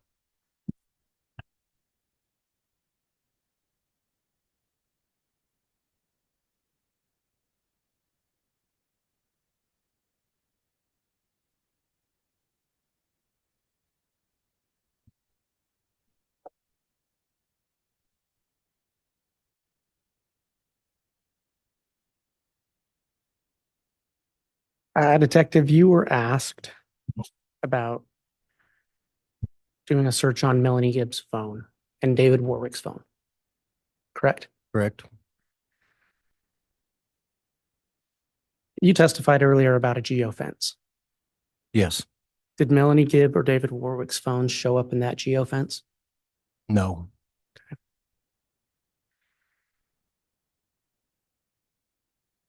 And you asked about Melanie Gibb and David Warwick and doing a tap and trace on them. And you didn't do that, correct? That's correct. At the time you did tap and trace warrants on Lori and Chad, was Melanie Gibb cooperating with law enforcement? Yes. So you didn't have to do a tap and trace to find her. No, we were in communication with her. You were asked about any link between Chad and the search for JJ, correct? Correct. Where was JJ Ballow's body found? On Chad Daybell's property. Were any of Melanie Gibb or David Warwick's kids found on Chad Daybell's property? No. Grounds? The objection's untimely, overruled.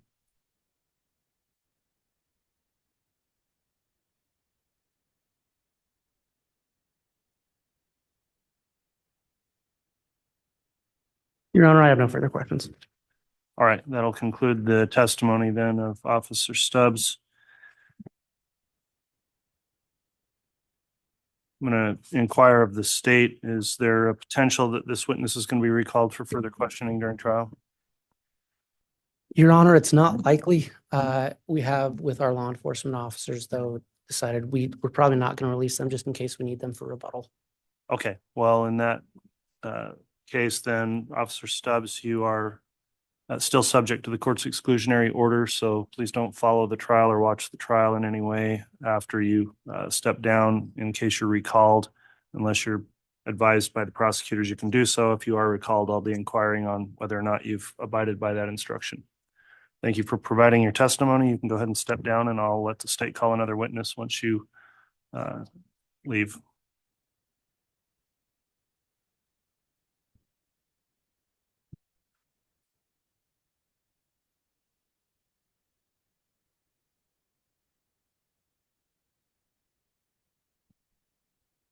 Your Honor, if the state would call Steve Daniels, I do need to confer with my team about something really quick, but we would be calling Steve Daniels. Okay, take a minute to do that.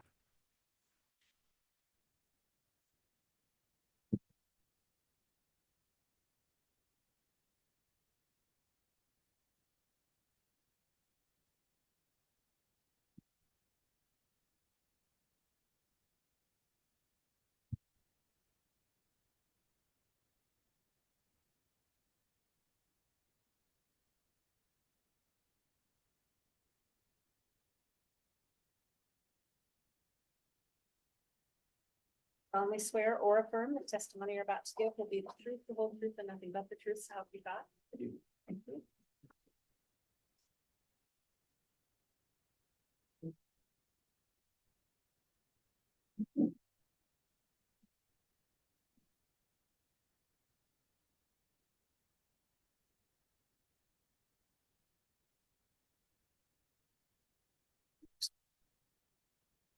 Okay, the witness has been sworn. What title do you prefer, Mr. Daniels? Agent. Okay, thank you. Agent Daniels, there's an exclusionary order in this case, meaning people testifying are not permitted to view testimony of those that testified before, and the case has been live streamed as well as open to the public.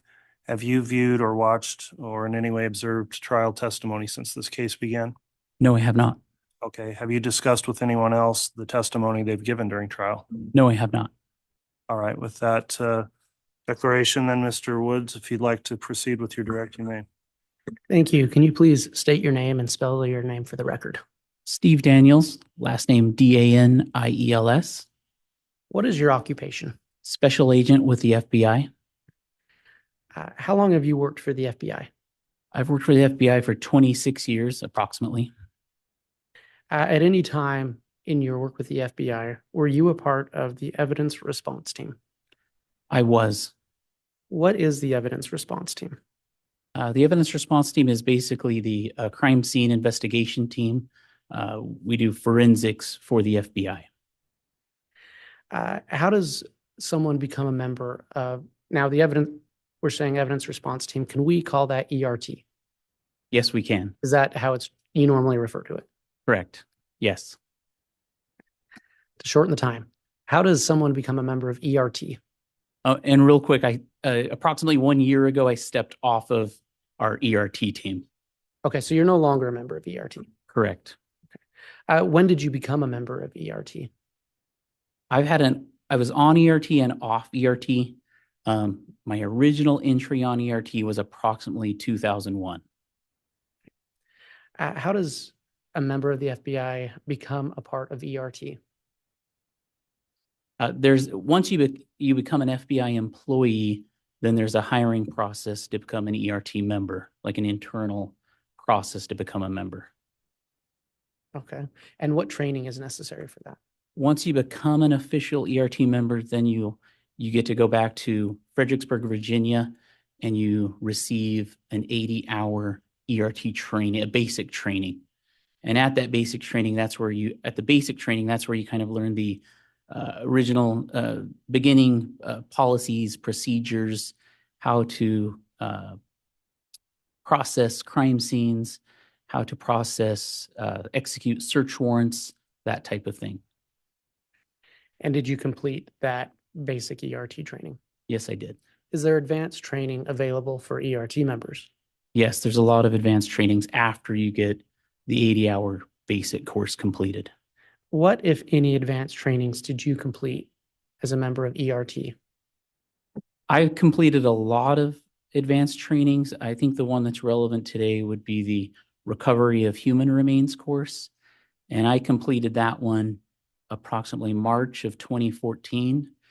And at that course is held at the University of Tennessee in Knoxville. And that's a course, it's a 40-hour course. And you have to complete the basic ERT course and another course, advanced course, before you take it.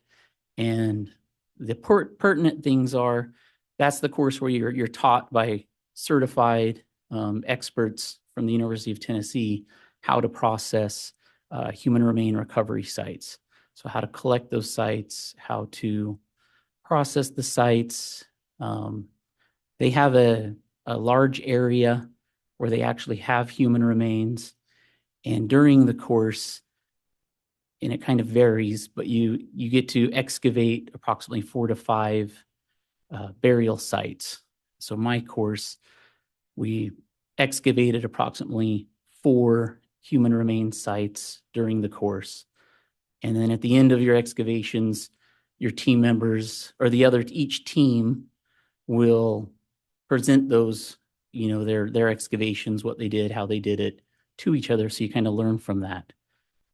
And then besides that, in this area, there's other human remains that are at various states of decomposition.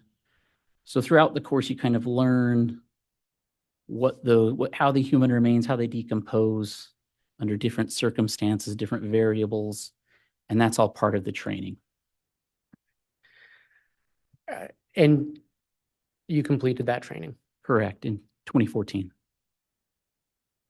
Have you, other than this case, ever participated in the recovery of human remains? Yes. So since 2001 to approximately a year ago, I've participated in many different circumstances of recovering human remains. Okay. At any time, did you hold a leadership position within ERT?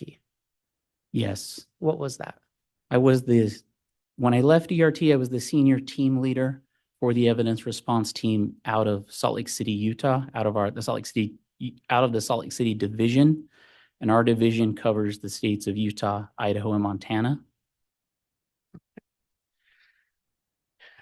Were you involved with a search of the Chad Daybell residence on June 9th and 10th of 2020? I was. What was your involvement there? I was the ERT senior team leader for that search. And who asked you to be a part of that search?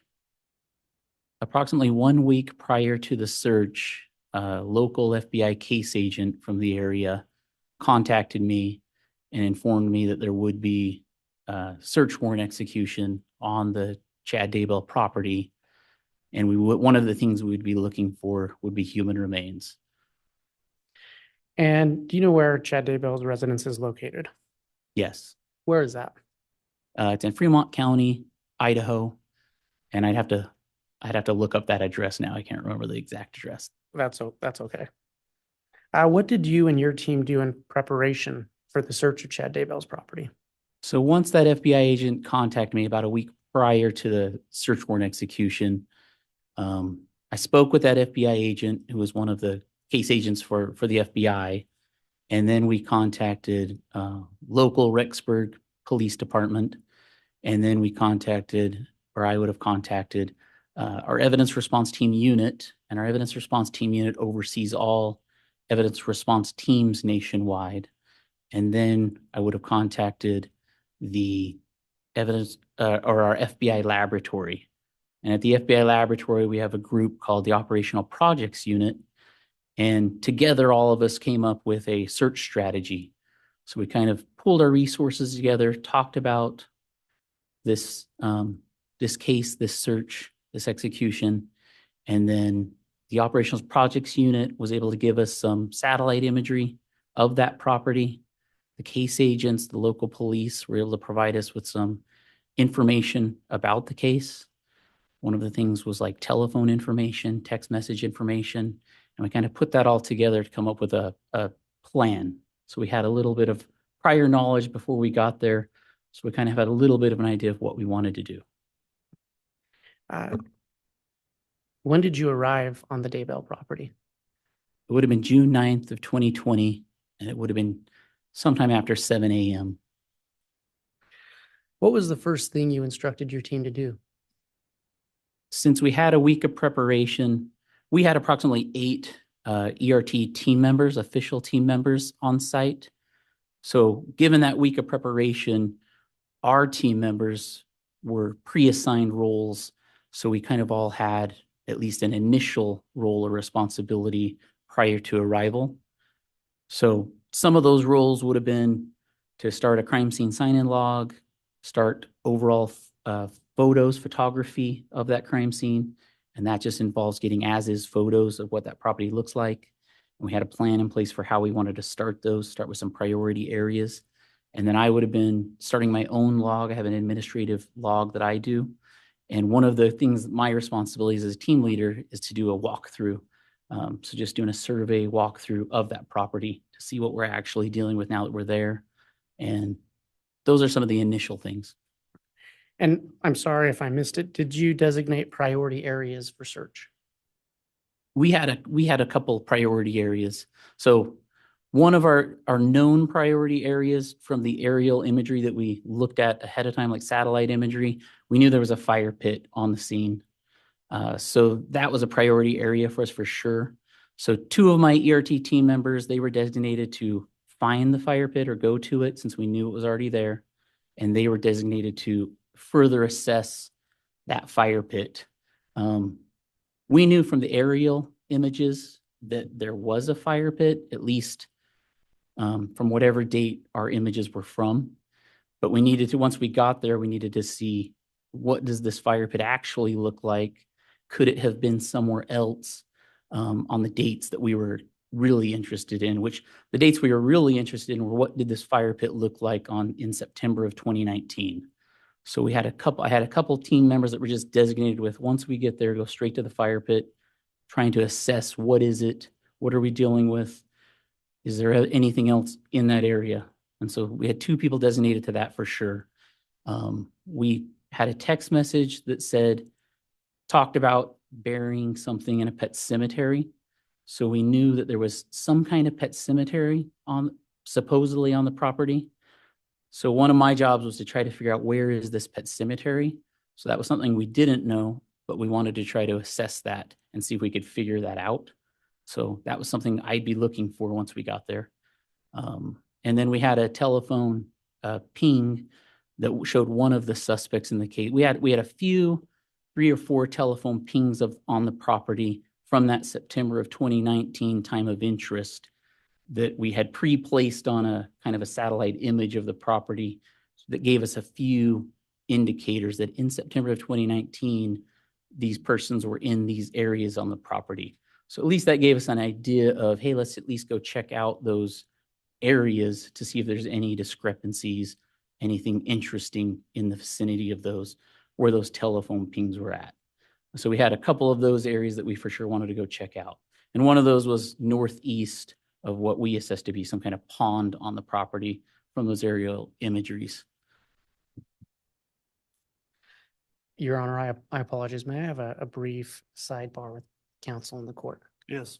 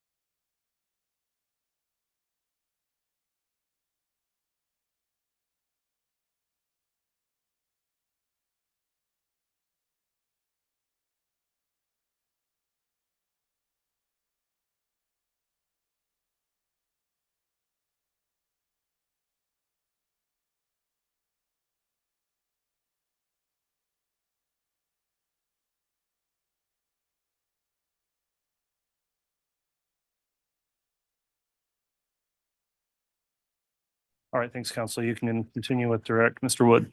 Thank you. And so after that sidebar, Your Honor, I do have some pictures to admit by way of stipulation. I do have copies for court and counsel.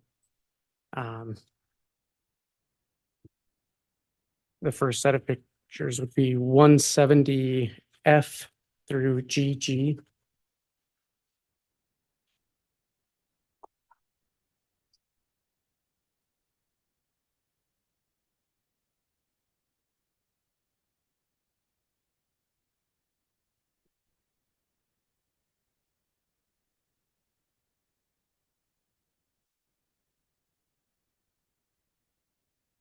And I, by way of stipulation, move for those to be entered into evidence. Any objection to 170F through GG? Okay, exhibits 170F through GG are all admitted. The next set of photos is 170 QQ through 170, I apologize, 170 V through 170 QQ.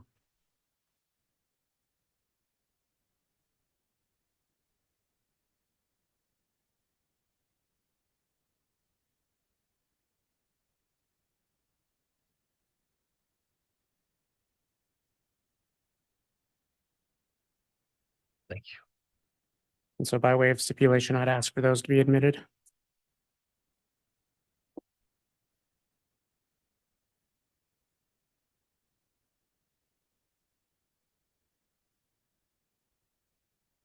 Any objection to 170? Was it V through QQ? V through QQ, V than Victor. Any objection to those? If I could just have one moment, Judge, please. You may.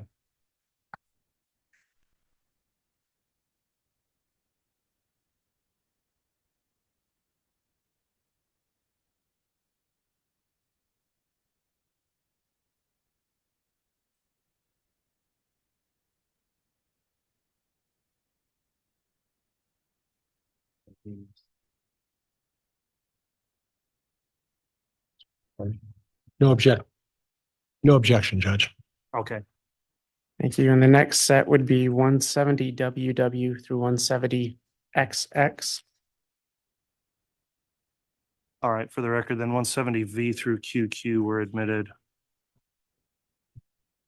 170WW through XX, I'll review those next.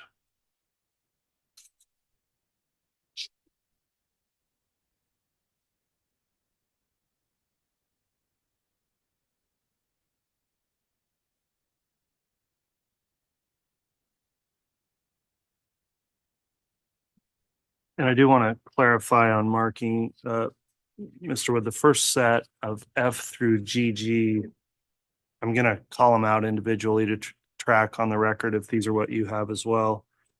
These were admitted, but it's 170F, 170G, 170H, 170, and it goes to 170X, 170W, 170V, 170U,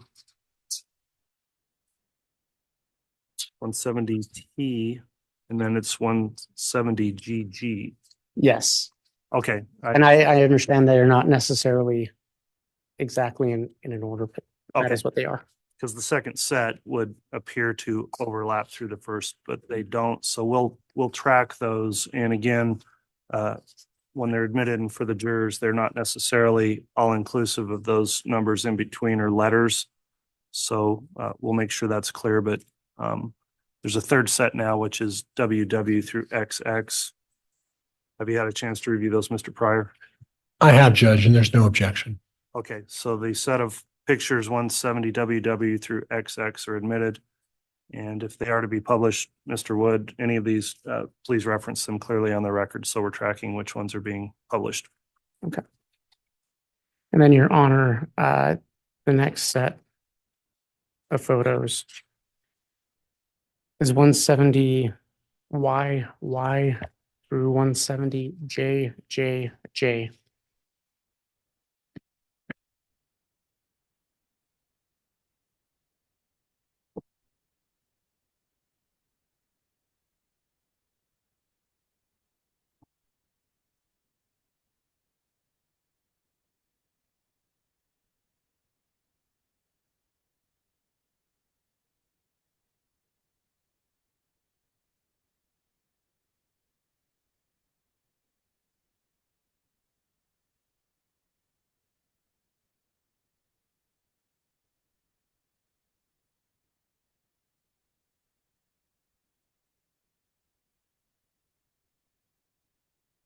I believe those come in by way of stipulation as well, so I'll move for their admission.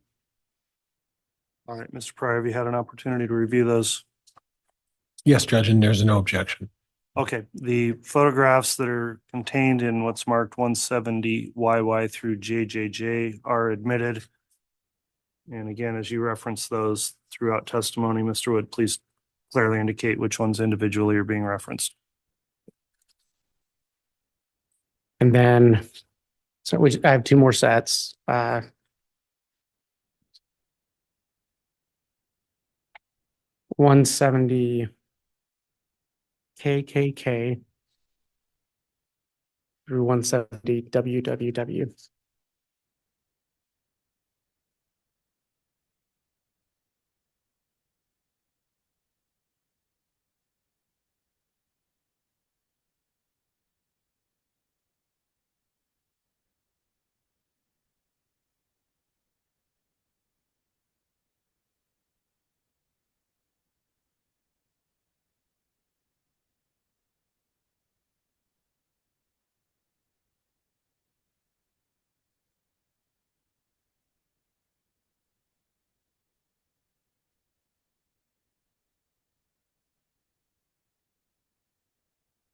And if there's no objection, I'll move for the admission of those into evidence.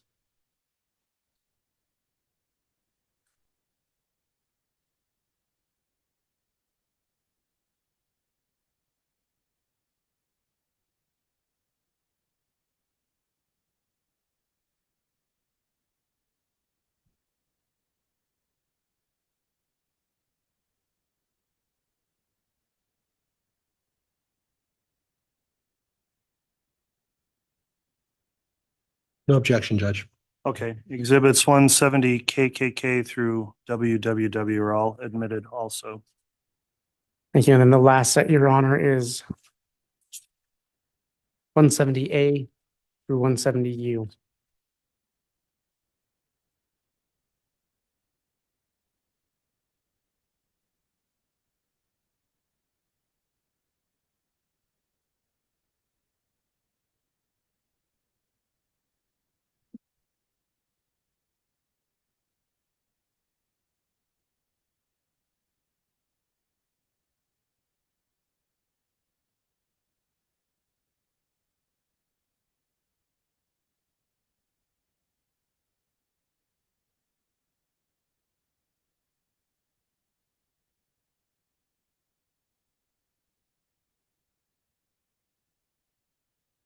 And if there's no objection, I'd ask that those be entered into evidence.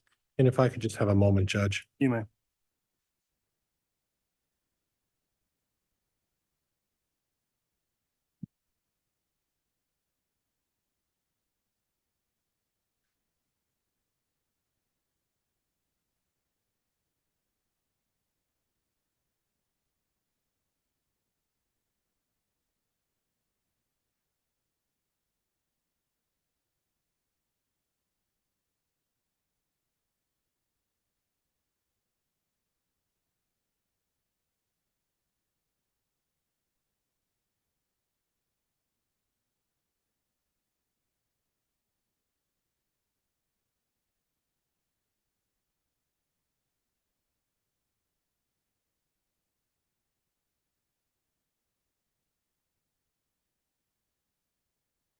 I have no objection, Judge. Okay, then 170A through U are also admitted. And again, council will ensure that on the record and the way they're entered, eventually the different sets are individually entered as exhibits. So those have all been admitted now. Thank you, Your Honor. And I appreciate the court's patience in getting that clarified on the record. Agent Daniels, those pictures, were you able to look at those pictures as they were entered into evidence? I was. And do you recognize those pictures? I do. What are they? Those are the photographs that our ERT photographers took while we were there on June 9th and 10th of 2020. And did you work with other members of the FBI to create an interactive exhibit that detailed the work that you did you and your team did on the Daybell property on June 9th and 10th, 2020. I did. I worked with our total station, our Salt Lake City total station operator. I worked with our Salt Lake City Faro scanner operator, and I worked with the operational projects unit. That's our unit at the FBI laboratory in order to come up with an interactive. And you mentioned total station. Can you just very briefly describe for the court and the jury what a total station is? So total station is just a measuring device, and it's a point-to-point measuring device. Sits on a tripod on one end, and on the other end, it has a pole, and at the top of the pole, there's a prism. And on the end that's on top of the tripod, it shoots a laser to the end with the pole with the prism on top. And then that laser will shoot back to the tripod end. And like I said, it's really good for longer distances, and it's a point-to-point measuring tool. So the team can kind of dictate which pieces of evidence or objects it shoots in or measures. So in a scene like the one we'll discuss today, it's good at outdoor scenes. It's good at long distance measurements. It's good at measuring perimeters or grids. And we'll discuss that today later. Is it fair to say, is it somewhat similar to a surveyor's tool? Yes, it's similar to what you'll see road construction crews using on the side of a road when they're shooting in longer distance measurements. And you mentioned a Faro scanner. If you just briefly describe for the court and the jury what a Faro scanner is. And the Faro scanner is another measuring tool that we'll use on our crime scenes. And it also sits on a tripod, but there's just one measuring tool on the tripod, and it has a laser also, but the laser that it emits is directed by a mirror that spins on it, and it has a horizontal coverage area of 360 degrees and a vertical area of 300 degrees. And as it rotates, it will shoot thousands, of measurements at a time. And wherever we set that scanner, we can't really direct what it's picking up, but it's really good at scanning a lot of areas as it scans. And then we'll just move that around. And for this scene, we did just over 40 scans. So it's when they kind of complement each other. So it's really good using them on these scenes. You talked about the total station and the Faro scanner. Is the data collected by that voluminous? Yes. Okay. And this exhibit that you worked to create, was it created to summarize the voluminous data you collected through photographs, total station, Faro scanner? Was it used to summarize that in a way that is presentable to a jury? Yes. So there was a lot of data that was collected from all of these tools, and that all was presented to the defense and prosecution teams. And then this exhibit was meant to just summarize everything and make it as easy possible for everybody today. And would that exhibit make it more convenient to provide your testimony rather than bringing in every Faro scan, every total station measurement? Yes, it would. Okay. Your Honor, based on Idaho Rule of Evidence 1006,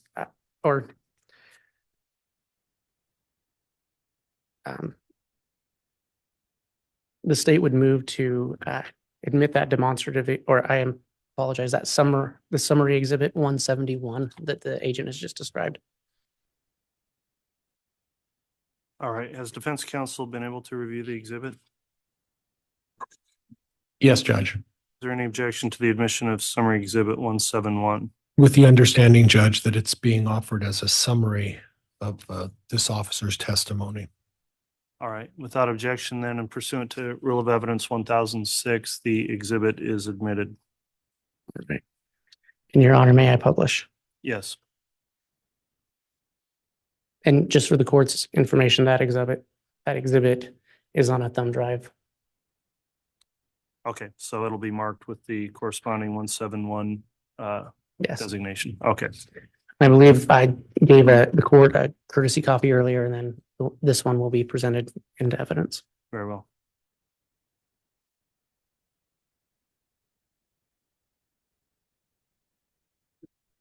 Agent, is this the exhibit you prepared? Yes, it is.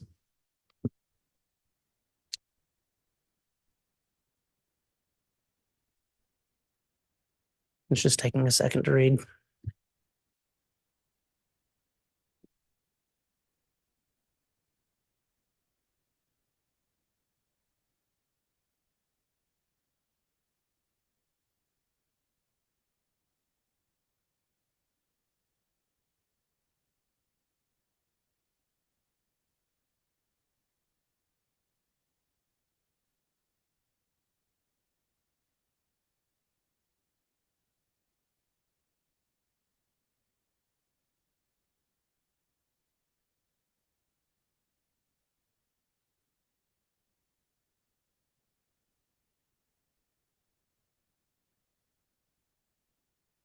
Your Honor, I apologize. I appear to be having a small technical difficulty. I'm going to try and reboot this.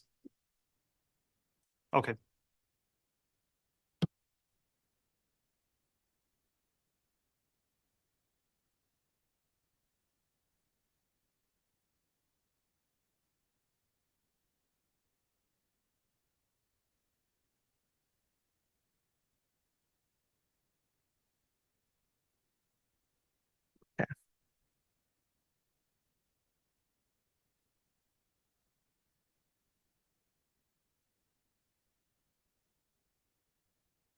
All right, I think I have it going.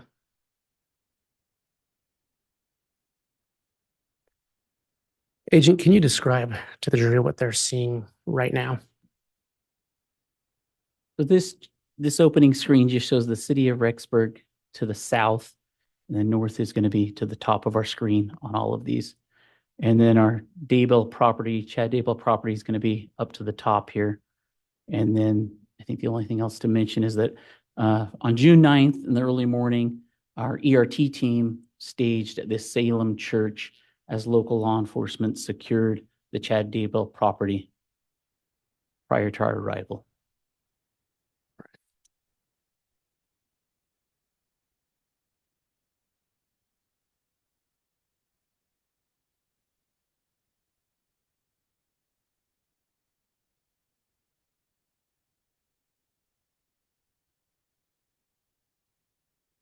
I apologize, Your Honor. It still seems to be having an issue.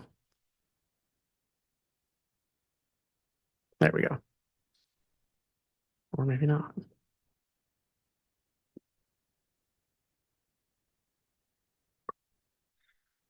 Your Honor, I do apologize for the technical difficulty. I'm going to try and reboot this one more time. And if it doesn't work, we have an alternative way of presenting it through him. Judge, could we approach this area so quickly?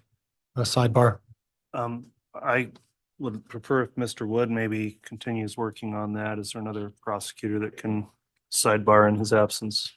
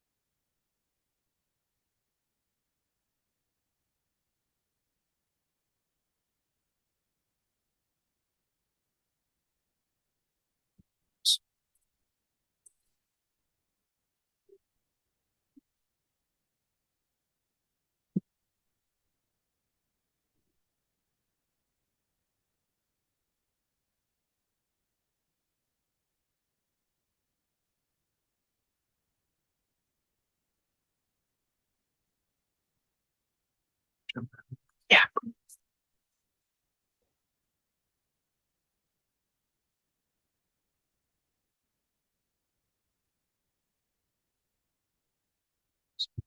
Well, your memory's not terrible.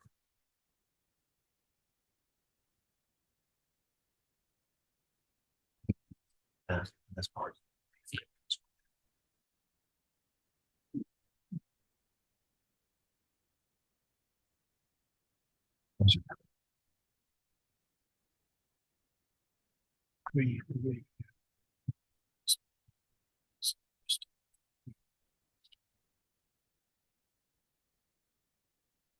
Why can I do with all of that? So that is stipulated. That does not only include stuff, that doesn't include Alex's garage now. It doesn't, one of those,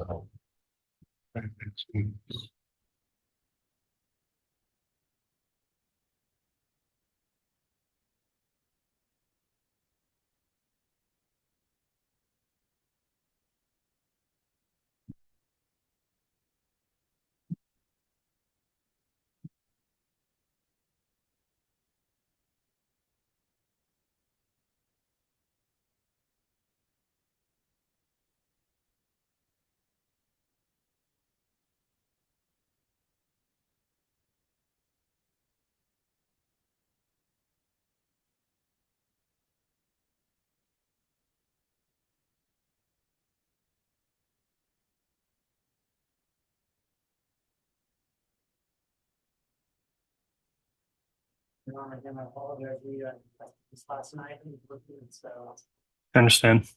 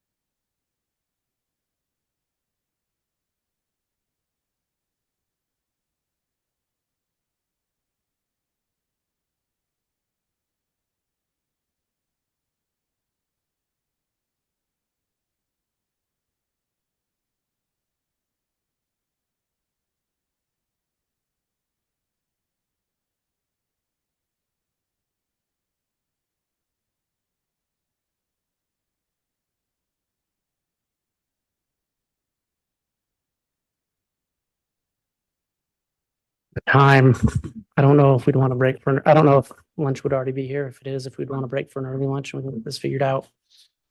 If you think it's going to be some additional time, that's probably the best choice at this time.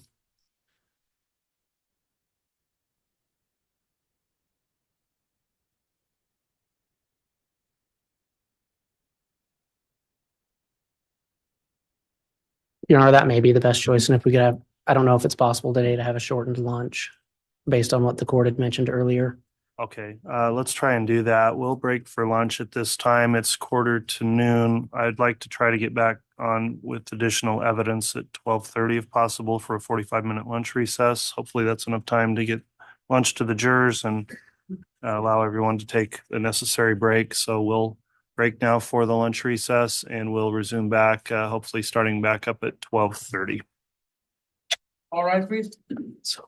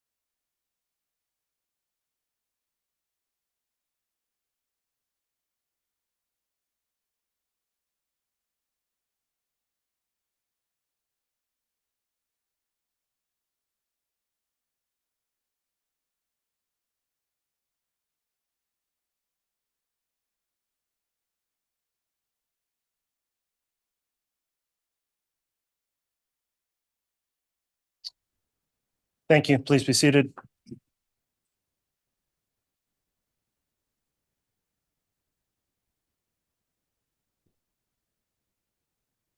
All right, if we could have the jurors brought in, please.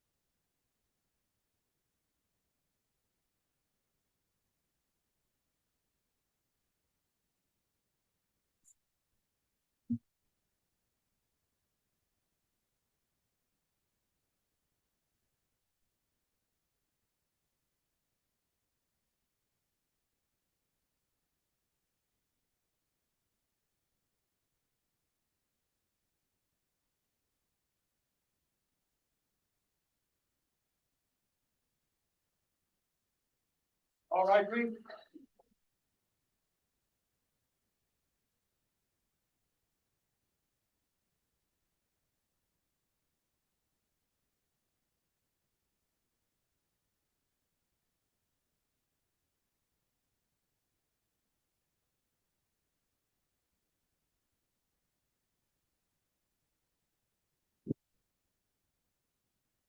It's our President Counter for your honor. All right, thank you. Please be seated.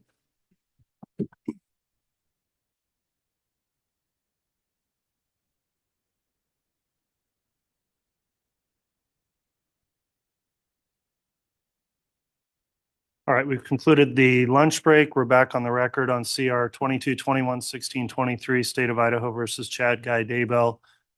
Agent Daniels is on the stand in direct examination. I'll remind the agent he's still under oath for his testimony. And Mr. Woods Mr. Wood is continuing with direct and had an exhibit you were working on that I understand is functioning now. Is that right? Yes, and I thank the court for your patience. Okay, thank you. If you want to go ahead and continue with direct, you may. All right, if I may publish through the HDMI. Yes.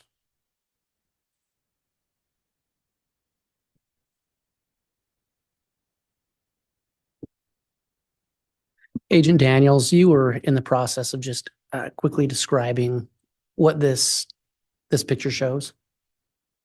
On the bottom, it just shows the city of Rexburg, and it shows the Salem Church where the ERT team staged the morning of June 9th, 2020, prior to the search warrant execution. And at the top, which is north, and it'll be north on all of the pictures that we show, it shows the Chad Daybell property.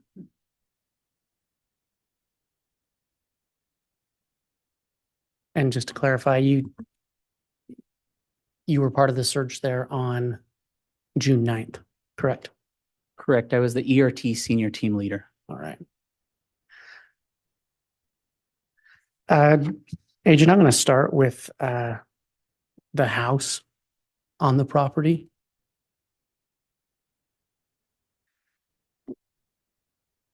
Can you describe what you see in this picture? And Your Honor, this is State's Exhibit 170 VV. This is just an overall photo showing the front door of the residence, which is located on the west side of the property. Okay. And can you explain what you saw in this picture and where it was taken? This is just a vantage point photo, and it was taken on the second story level of the residence, which is right about there. And the picture is taken outside of this window, and it's just looking towards this large tree. And that's in the area of where we found J.J. Vallow's human remains. And then in that photo, you see a trailer there, and that's not typically there. That's a law enforcement trailer. And where was this photo taken from? This is another vantage point photo from that same window on the second story of the residence. And I'm pointing to it with my laser pointer. And it's just showing, we've just changed directions a little bit. So now it's showing some of the outbuildings. We call them outbuildings. So a chicken coop, another shed, and then there's a larger garage or barn in the background. And just past that garage is where we found Tylee Ryan's human remains. And then over to the right, I'm trying to point to it with my laser pointer, and this area is the area of where the fire pit was located. And then there's another law enforcement vehicle right here that typically isn't there. And with these vantage point photos, we're just trying to show the perspective. If you were a resident in the home, these are some of what you would see looking out of the home. Judge, could I have a listing of what picture number that was last? That was 170TT. All right, thank you. And Mr. Wood, if you'll try to reference those each time, thank you. And this next picture is 170WW. Agent, if you can tell us what you see and where that was taken from. This is another ERT photograph, another vantage point photo from the residence, and it's looking through a kitchen window. And this time it's still pointing to the east part of the property. And this time you can see kind of that area of that large garage or barn. Eventually we'll see better pictures of that barn, but this is the area where there's a large garage door, so the entryway to that barn. And then on what ends up being the southeast corner of that garage or barn, there's kind of a man door. So from this photo, you can see the entryways to that large garage. And then past that garage again was where we end up locating Tylee Ryan's burial site. And then just to the right is the area of the fire pit. And Your Honor, this photo is 170SS. If you can just briefly describe where that was taken from and what you see. This is another ERT photo, and it was taken from one of the bedrooms on the southeast portion of the residence. And it's another vantage point photograph. And as you look to the east of the property, again, you can see the outbuildings, the entrances to those outbuildings. You can see the entrance to the garage. There's a garage door in this area where I'm pointing. And then there's a man door. Can't really see it, but it's in the southeast corner of that garage or barn. And then you can see the top part of the large tree. And in at the base of that tree in that area is where we found J.J. Vallow's remains. And then just past the large garage is where we found Tylee Ryan's remains. And just in this area is where the fire pit's located. And Your Honor, I misspoke. That was picture 170XX. Okay.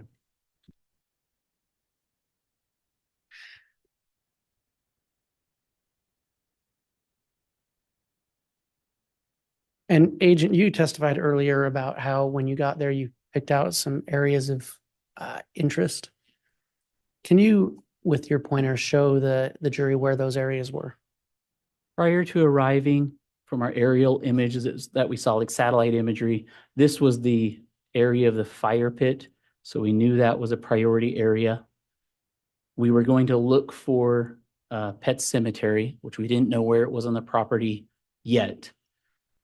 And then we had some telephone ping information. One of those pings was in the area up here where I'm trying kind of circling. JJ's human remains end up being found where that orange rectangle is. And our pet cemetery ends up being found in this area right here. And that square ends up being Tylee's burial site.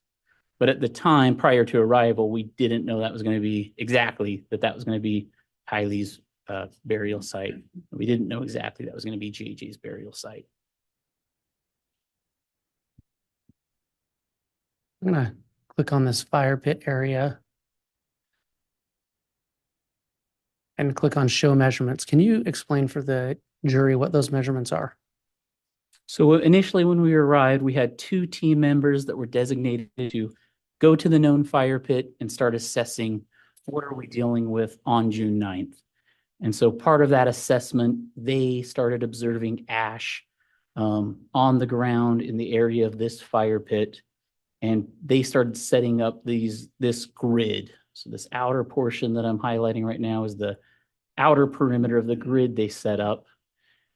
And the reason they did that was just because of the ash that they could see on that ground in the vicinity of the fire pit. And with the grids that they ended up setting up, they just kind of quadranted out. So they made a quadrant here, a quadrant there, one right here around the fire pit, and then the fire pit actually became a quadrant. So that was just an easy way for us to kind of designate and search each of those individual quadrants and search the fire pit, and we'll get into that in a minute. And it just, as we collect those items from each quadrant or grid, it's just an easy way for us to kind of document where things came from. And then in a minute, we'll show some photos of a charm that we located. And that's dot right there is where the approximate location of where we found a silver charm. And we didn't get an exact measurement to that charm, but with our total station measuring tool that I described earlier, we total stationed in all of these outer points, the perimeter and inner points, like just where these corners meet of this grid. And with our operational project unit was later able to take a measurement from that northeastern corner and then take a measurement. This fire pit ring ends up being center blocks. So at each end of each of the center blocks, we took a total station measurement. So from those measurements, we were able to get a precise measurement of that northeastern corner to one of the ends of our center blocks. And so that's the measurement you're seeing there, 33 feet, 1 inch. And so you get an approximate distance from the northeast corner to the fire pit ring. And so we're at least able to show you an approximate distance as to where that silver charm was located. So, Agent, I'm going to click on these photos. And Your Honor, this photo is 170CCC. Can you explain for the jury what this vantage point is? This is just an overall photograph showing an as-is photo. And in this photograph, once we were there, we could assess that this was an area, or I was able to assess that, hey, this is probably where our pet cemetery is. And I made that assessment based on there was a small dog statue right there at the bottom of that pole. And then in front of this dog statue, there were some discrepancies to the ground or some depressions.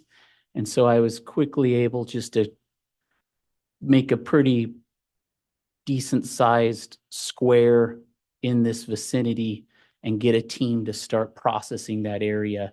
And that's what we called our pet cemetery initially. And then in the background, you can kind of see where the fire pit area is back here.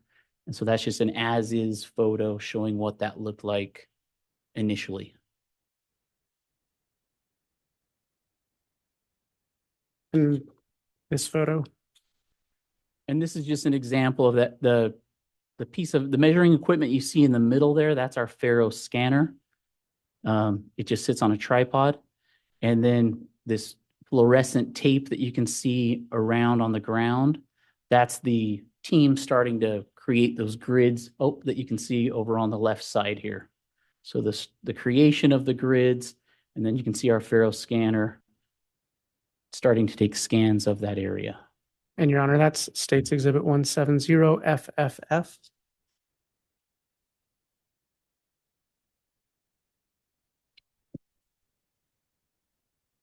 And this is States Exhibit 170BBB as in Bravo. And Agent, can you describe what you see here? And knowing that there was a fire pit and knowing that that could be a place where we could potentially find evidence, we processed this fire pit, and we wanted to show this photo just to talk about that a little bit. So this is an as-is photo of what this fire pit looked like when we arrived on June 9th. And the way we're going to process this fire pit is we're just going to process it layer by layer. And I'll probably say that a lot today, but we're going to process this layer by layer. We're going to take that initial top layer of tree branches out of there, look through it for evidence. And then eventually when we start getting to the soil and debris that's in the fire pit, we'll start processing that soil and debris. And we've got a particular way that we'll process that. We put a tarp down, and then we have sifters. So we have wooden sifters, and within these sifters, we have wire mesh. And then on top of that tarp, we use 5-gallon buckets. And so eventually we'll get shovels and usually end up scooping out the different soil, the layers of soil into these 5-gallon buckets. And then it's a team effort. So the team members will start taking the soil to the sifters. And it's usually at least a 2-person operation. One person's required to operate the sifter. You kind of have to shake it back and forth. And at least one person has to pour the 5-gallon buckets of soil and debris into the sifter. And then you start watching to see what you're collecting. And then we'll start, if there's anything valuable that shows up, we'll start collecting that. So that's kind of a quick explanation of what that process is like. And that sifting process is done at the fire pit. Eventually, when we start identifying the burial sites, we do a sifting process at JJ's burial and at Tylee's burial. So that's a common sifting process that's done throughout this scene this day, or these days. Your Honor, this is photo 170 AAA. And Agent, can you tell the jury what's going on in this photo? And this is just, we're continuing that process I just described. So those tree branches are obviously gone. We're at a new layer. And then we're just continuing to go through these different layers. And that process I just described would be happening. And then as we're going through that soil and we're sifting the soil, we're going to start collecting evidence. And we'll start to see some photos of that in a minute of what we start collecting. And then this just is this closer to being finished processing the fire pit. You can see that we've finally taken a rake. You can see the different lines through the soil. So we've raked a lot of that final layer. We've removed even the center blocks. So we've kind of getting close to completion here, but that's what it looks like kind of when you're done. And then a lot of the outside grids, they most likely didn't have any sifting done in those outside grids, but this raking process was probably done on those harder surfaces, and usually just a visual inspection of the harder surfaces with some kind of raking tool is all that would be required to see if you can see any evidence. All right. And Your Honor, that was photo 170ZZ. Detective, what is, and Your Honor, this is photo 170YY. Agent, what did you observe in this photo? This is a Pura Vida chain that was collected from the fire pit. So from that sifting operation that we did, this is one of the important pieces of evidence that we collected. And so this is the type of things that you will find when you do those, sift through all of that soil and debris. And then other things that were collected from the fire pit were possible bone fragments, possible organic material. There was at least one possible fabric piece and a possible cloth piece. And I'm using possible because at the time we're doing this out there, a lot of the smaller things that we're finding in fire pits, we can't make the determination on scene. So for a lot of that stuff, we'll just collect that, and then later we'll send that to a laboratory to get determinations. Judge, can I voir dire a native objection? You'll have to wait till another question now, Mr. Pryor. And Agent, what did you observe in this photo? This is the silver charm that was collected, and it's the one that will reference back to this red dot in the measurement screen over here at the northeast area. And And so, Your Honor, I just, for the record, that's 170 as in Delta.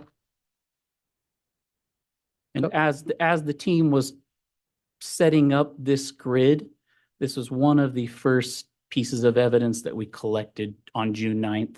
As they were setting up this grid, they observed that silver charm just outside of our grid perimeter. All right.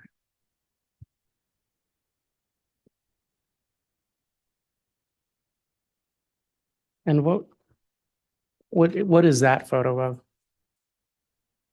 This is just a closer view of that charm in place on the ground.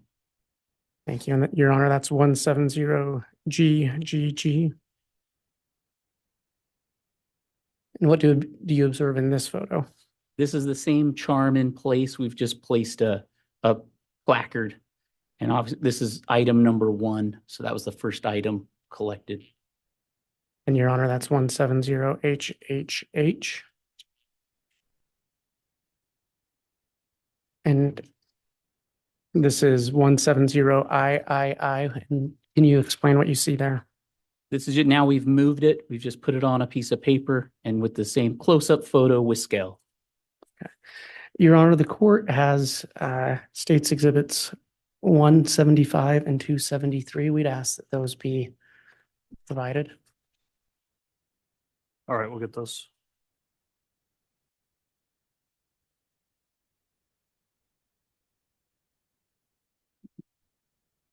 And then while they're getting that, if the state could be handed States Exhibit 6.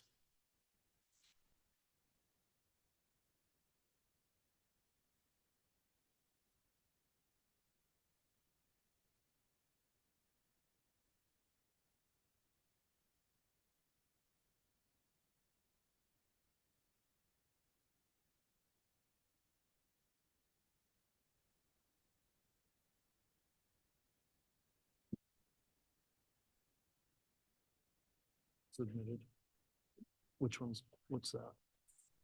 Okay, we have 6. Did you also want 175 and 273? Yes, those are 2 pieces of physical evidence that were brought in. Oh, okay. And you want those brought in at this time? If that's possible, Your Honor. Yeah, yes. we can do that. So we've got some physical evidence that's going to be brought in at this point. I'll 273. ask the bailiff to please coordinate that.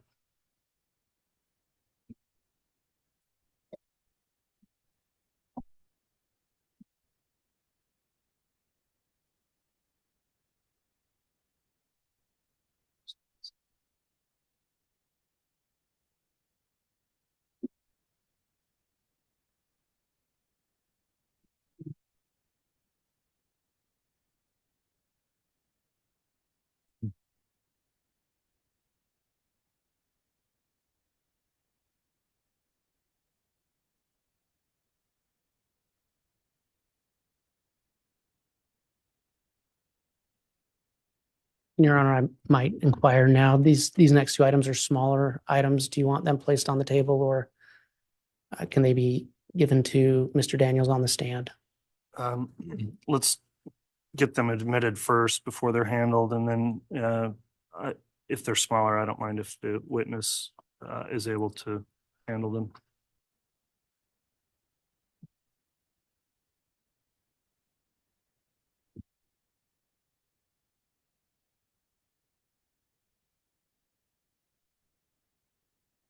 You want to allow defense an opportunity to view those, Yes. and then we'll, Marking them, Your Honor.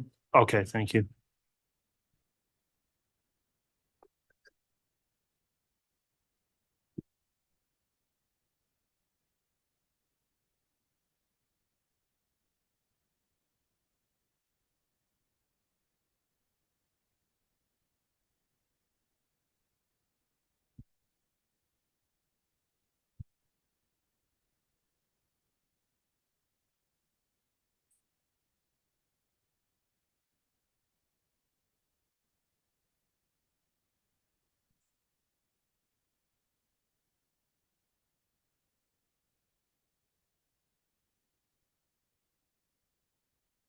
All right, I'll instruct the bailiff, please hand those to the witness at this time, and you can inquire in aid of admission if you wish, Mr. Wood.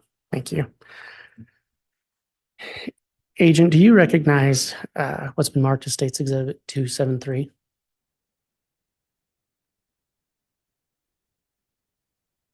Open these or? Your Honor, may he open those to identify the, without showing to the jury, to identify the content? Yeah, and we do have gloves up there if you'd like to wear those. I don't know if that matters to the state and. I think he's wearing some. Okay, didn't see that. Thank you.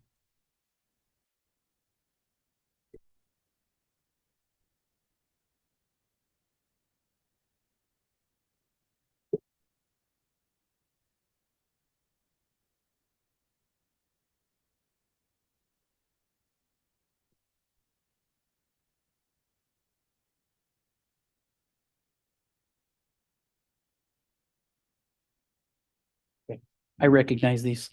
What does it purport to be? It's the Pura Vida chain and the silver charm. Okay, and which one was marked as 273? The Pura Vida chain. Okay. Is that the same chain that was collected from Chad Daybell's residence on June 9th, 2020? Yes, it is. Your Honor, I'd ask that State's Exhibit 273 be entered into evidence. Any objection? All No right. objection, Judge. All right, without objection, then that was 273 is admitted. And then can you identify State's Exhibit 175? Yes, What does that purport to be? it's the silver charm. And is that the charm that you and your team recovered on June 9th, 2020? Yes, it is. You recognize it to be the same? Yes, I do. Your Honor, I'd ask that State's Exhibit 175 be entered into evidence. No objection, Judge. Very well, 175 is also admitted. And Your Honor, we'd like to show those to the jury. I don't know how the court would like that. We do have plastic baggies they can be placed into, so nobody's actually handling them. If you want the witness or the bailiff to show it to them. You can do that either way, Mr. Wood, or you could also probably project an image of them with the Elmo. Oh, that makes sense. Okay.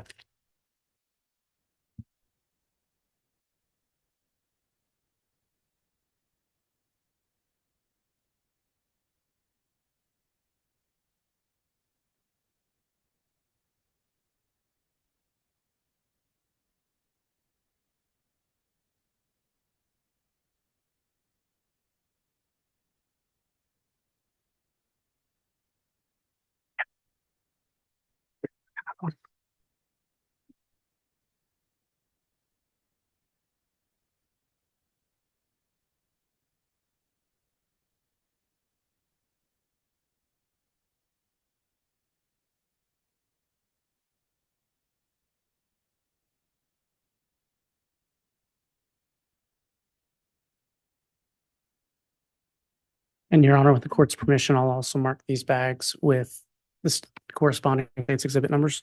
Yes, you may do that.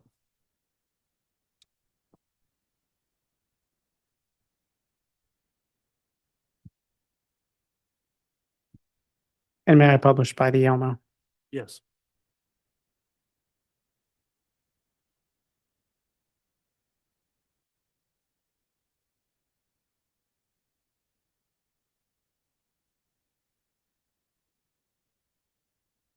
Agent, can you describe what you found in State's Exhibit 273? This is the Pura Vida chain that was found inside the fire pit. And then on this end right here is where it says Pura Vida.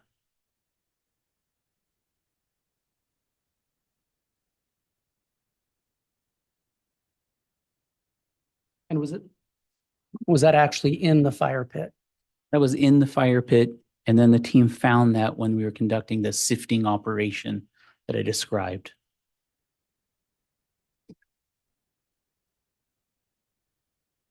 Your Honor, for the record, I'm now publishing State's Exhibit 175. All right, 175 is being published. And can you describe what you see there? That's the silver charm. And that's the charm that was found in that northeast corner, just outside of our grid perimeter.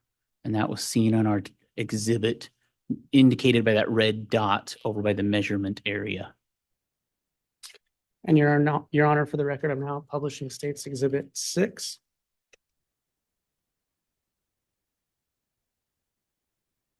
Agent, have you seen this image before? I have. Do you know who that individual is? Tylee Ryan, Do you see her wearing any jewelry? I do. Does that jewelry resemble or look like the jewelry recovered from Chad Daybell's property? It does. Thank you.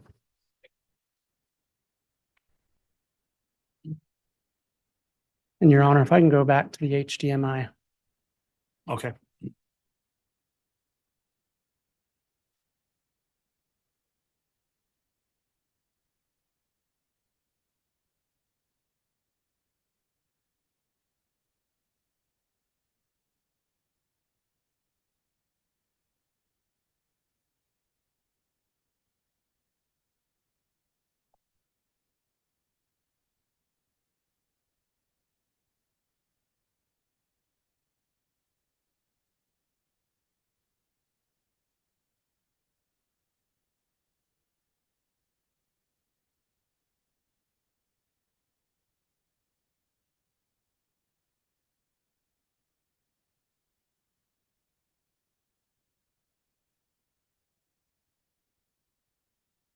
Agent, I'm going to click on this area that's marked as Site 2. And what was Site 2? Site 2 is the burial site for Tylee Ryan.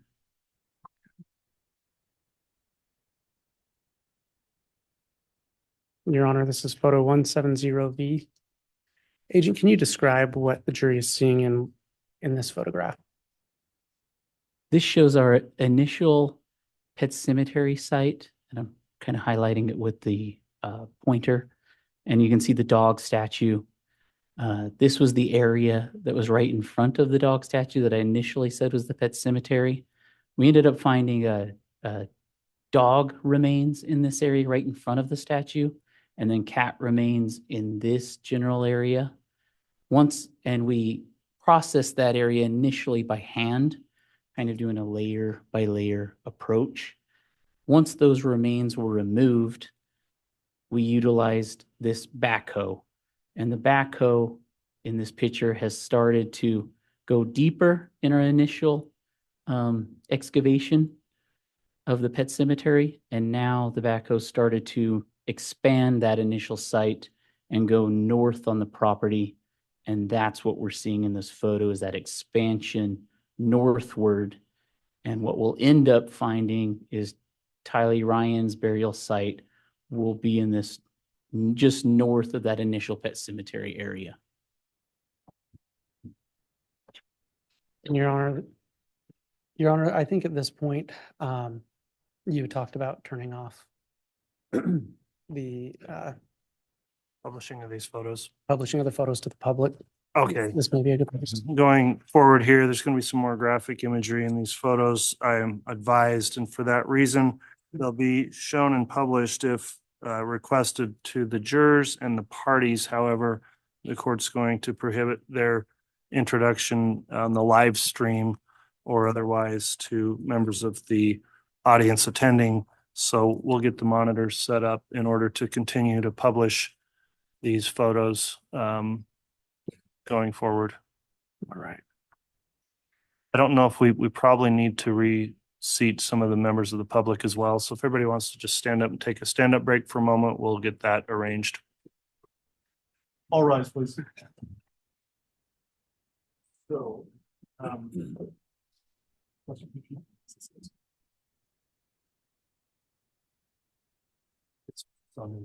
so folks, all seats are fair game at this point. We got to clear off from this side. So you can sit anywhere in this general area, even in that front row, right over there where it says reserve.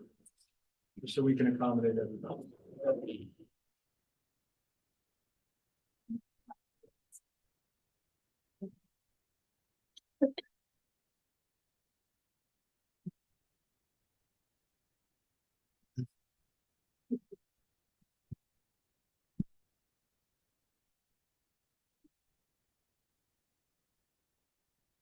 And then once you are settled, you're welcome to sit down.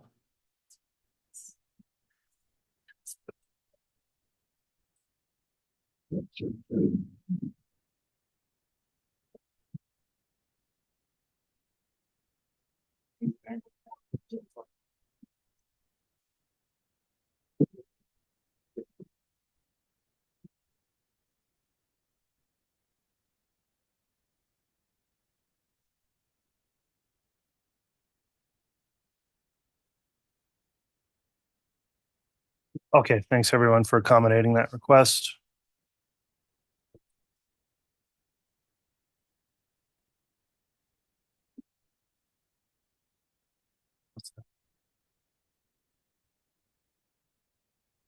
Are the jurors' monitors working? Okay, thank you.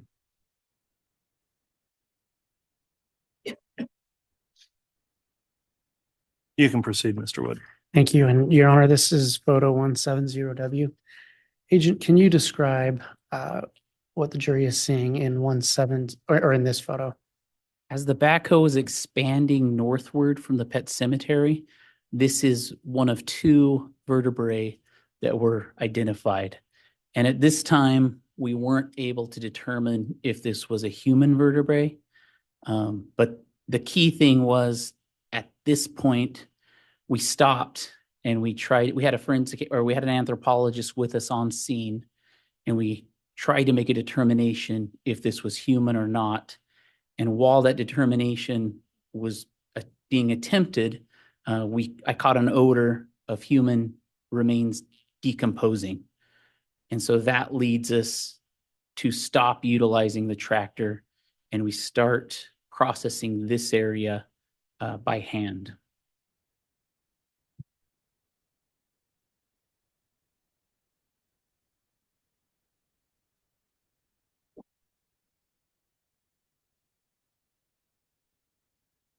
And Your Honor, this is photo 170X.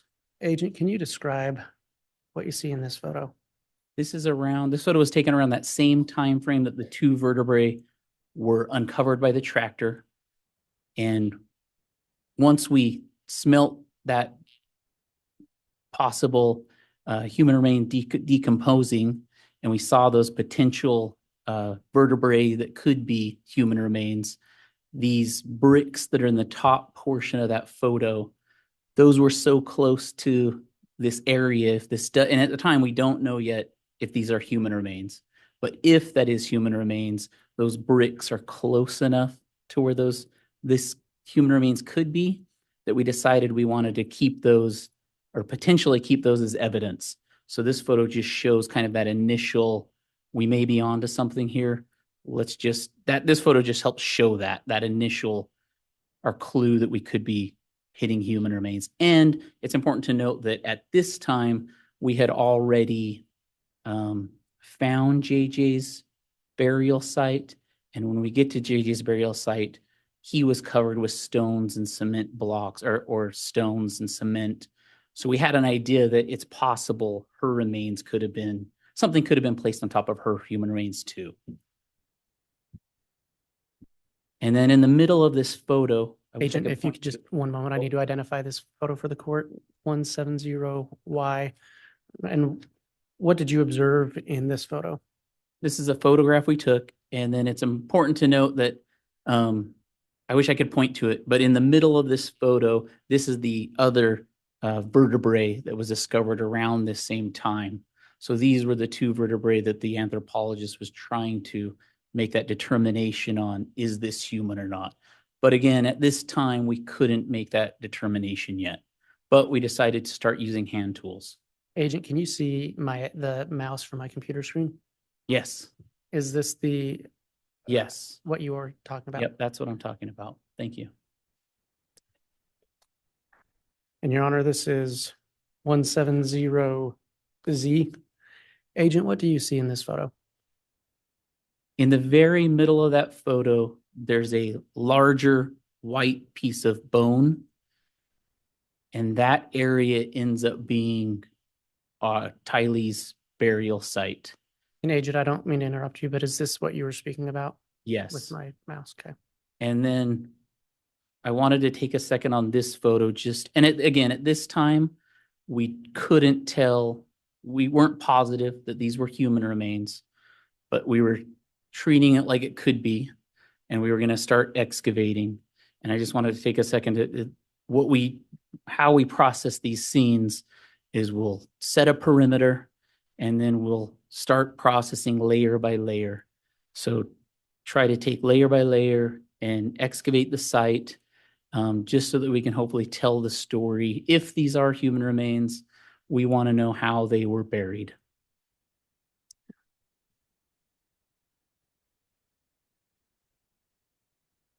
Your Honor, this is photo 170AA. And Agent, what did you observe in this photograph? And this is just a closer, now we've excavated that bone that we saw in the last one. So we're getting a little bit deeper around it. We haven't fully excavated it, but we're just getting deeper around it, trying to excavate it. So now you're starting to see flesh. You're starting to see some charred parts of it.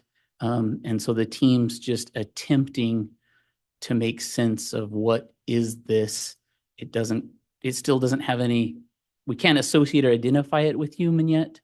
Our anthropologists can't say it's human yet. So we're just trying to excavate down. Can we get to it? Can we see more of it to try to make those determinations?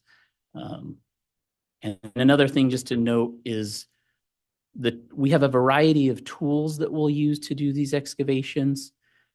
We have shovels, rakes, picks, typically when we're further away from the remains. As we get closer, we'll use smaller things. We have smaller shovels, rakes. We have wooden tools that we'll use. We like to use clay modeling tools.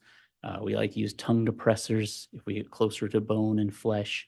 So that's kind of the variety of tools that we'll use for these different scenes. But this is just that closer up view of what we were dealing with. But again, at the time, we couldn't make the determination that this was human remains. So we're just trying to get to what this is and excavate it.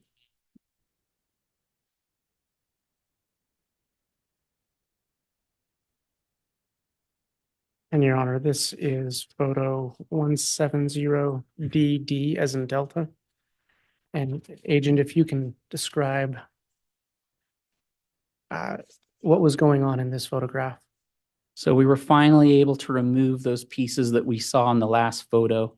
And these were the first pieces of what ends up being Tylee Ryan that we're able to excavate. And you can see from the photos, it was difficult for us to excavate. And when we finally excavated it, these were the first pieces that we were able to say, these are human remains. And at this point, this was kind of our ending point, or we started wrapping up for the day. And so these human remains ended up going to the coroner. So they ended up going to the coroner's. The coroner removed them from the scene. And then at this point, we knew for sure that site we were just looking at, that's going to be Tylee Ryan's burial site. And that's where we're going to excavate. So we set up a good perimeter now, and we'll come back on June 10th and finish excavating that site and come up with a better strategy or plan to finish the excavation. At this point, it was kind of hard for the team, the entire team. We had more than the ERT team out there, all of law enforcement. It was just, we didn't know necessarily what we were dealing with up until this point. So it was nice to have that final confirmation that these are human remains. And now we kind of stopped for the day knowing that at least we've got the right site. We'll come back tomorrow and fresh, and we'll finish the excavation. And Your Honor, this is photo 170BB as in Bravo. And Agent, is this just a closer up photo of the last? Yeah, this is just a closer up photo of those bigger pieces that we were able to excavate that day. And it just shows kind of some of that charring pink flesh, what we were able to remove on June 9th, 2020. Kind of closed out our day with that burial.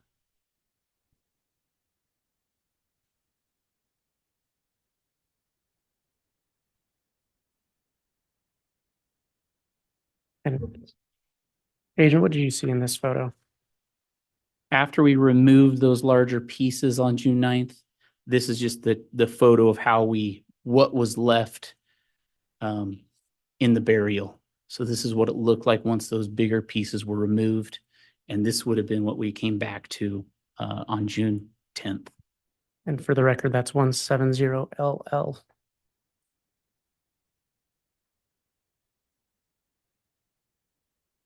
And Your Honor, this is 170CC. What was happening in this picture? And I would just call this more of an exit photo. So now we've kind of wrapped things up for June 9th. And that's just kind of how we started. We were starting to put things away. And then we're getting ready to leave the scene for June 9th. And Your Honor, this is 170EE as in echo. Agent, what do you see in this photo? This is going to be the morning of June 10th. So now we're back on scene and we're one of our priorities, we have a lot of priorities, but one of the priorities for June 10th is going to be to finish the excavation of Tylee Ryan's burial site. And in this photo, you can see those orange stakes. The orange stakes is the perimeter I set up around Tylee Ryan's burial site. So that's going to be one of our main focuses for June 10th. Agent, you had spoken earlier about sifters. Can you see where my mouse is located? Yes. Or pointer, I should say. Is that one of the sifting tools you used? Yes, that's one of our wooden sifters. And on the inside of that, there's a wire mesh. So that's what the sifters look like.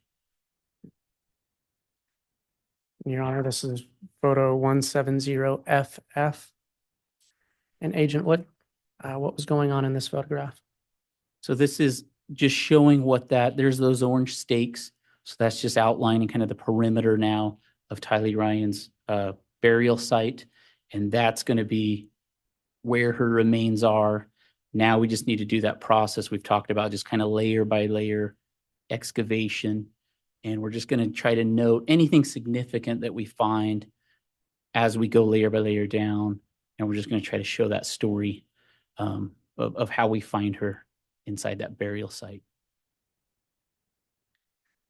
Your Honor, this is photo 170GG. Agent, what did you observe here? And now you can see on this one, on one side of the burial site, we were able to excavate pretty deep. And you can start to see a green melted 5-gallon bucket. And then at the very bottom, we finally see something identifiable to us, which was Tylee's skull. And that's what you're basically seeing. On the top portion of that photograph, just something to note was the soil on the top side was, there was a harder substance to it. And I don't know what that was, but it just made it difficult for us to excavate.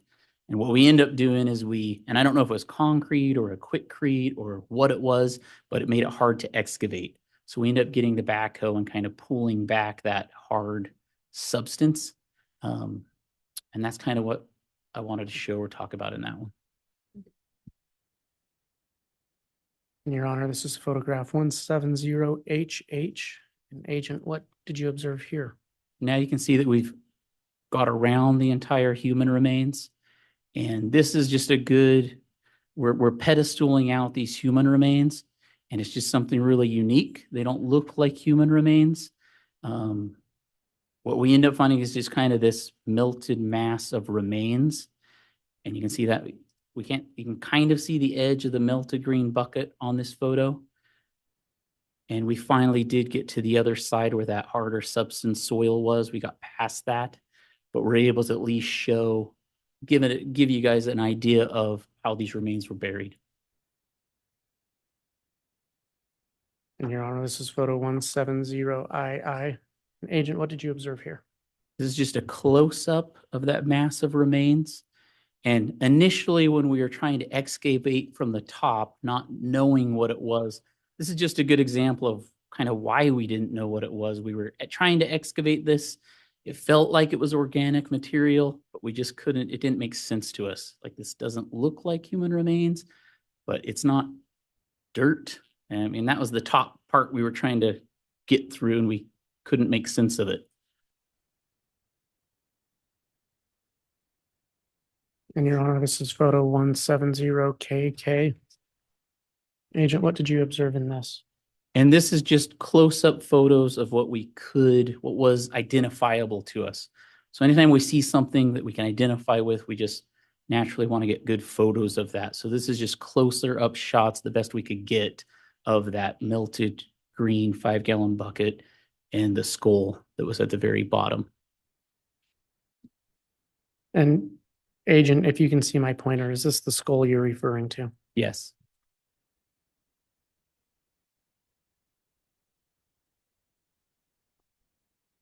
And Your Honor, this is 170JJ. Agent, what is this? This is just another close-up as best we could. Again, we're trying to get deep in that hole or the burial and get a close-up as best we can in place of that skull. And that's what you're seeing.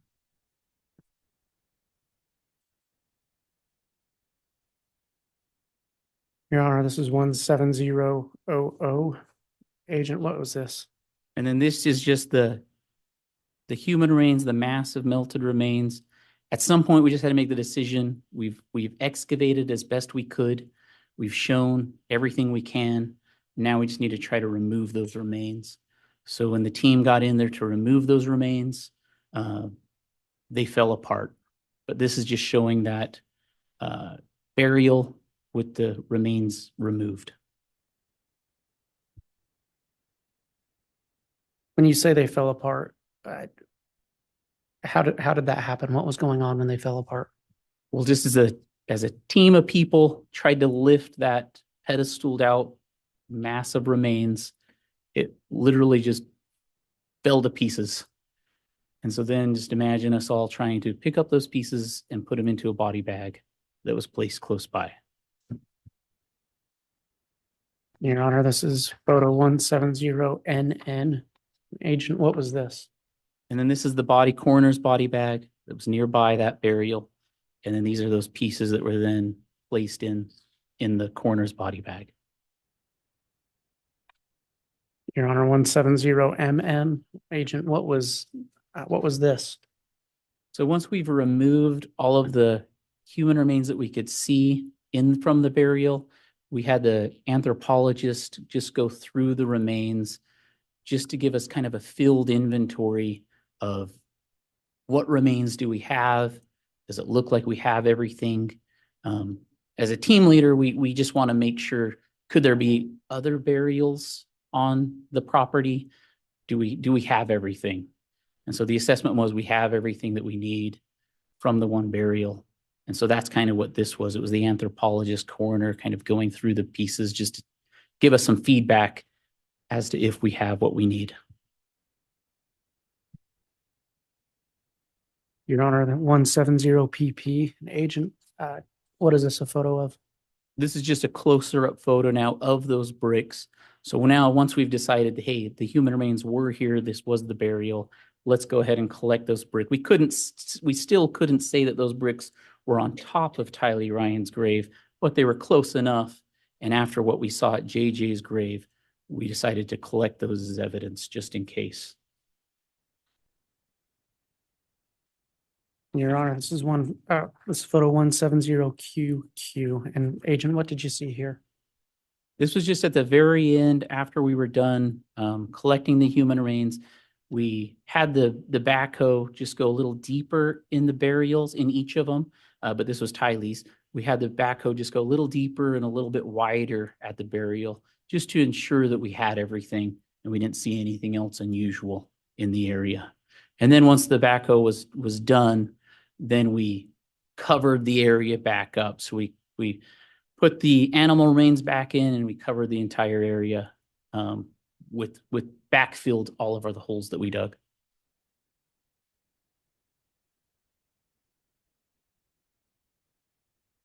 Agent, what do you see on the screen? I see Faro scanner diagrams at the bottom, and then over to the right, there's our ERT photographs in a line. And can you just describe the relationship between these photographs and the Faro scanning that is pictured? So the ERT photographs are to your right on this screen. And as we click on each one of the photographs, it's just going to show it's when we click on it, that photograph's going to be blown up in the middle. And then it's going to show a layer. They'll start with layer A. And then when we click on that layer, you're going to get a line in the bottom Faro scanner diagram. And all it's going to show us in the Faro scanner diagram is just an approximate depth for where we are at on that ERT photo, that layer. Okay. And the numbers going down the middle is that? And that's in the numbers going down the middle is just a depth measurement, and it's going by feet. So 0 to 1 foot, 2 foot to 3 foot.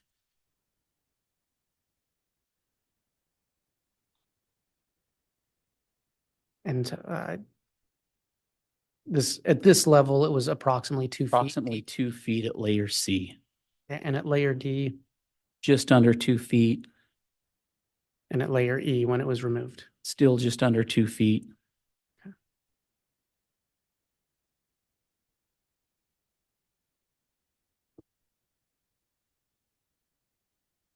Agent, I'm going to call your attention to what's labeled here as the shed or barn.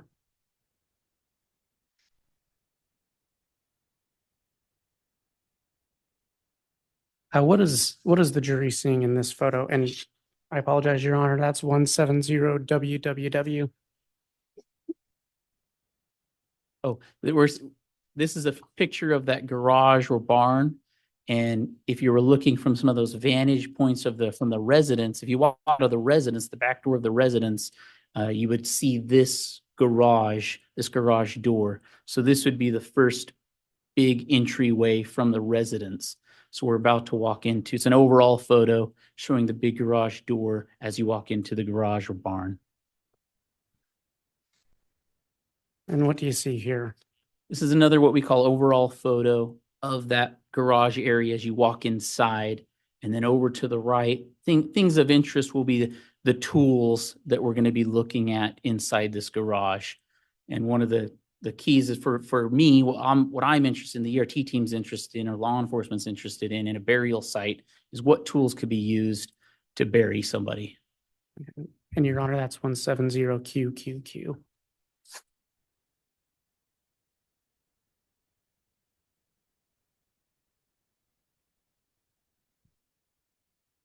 And what did you see here, Agent? As you walk to that big garage door, which you can see in the photo, and if you just turn right, then you're going to see the tools lined up on the right side of that garage, or it's going to be the south side of the property. And Your Honor, that's 170PPP.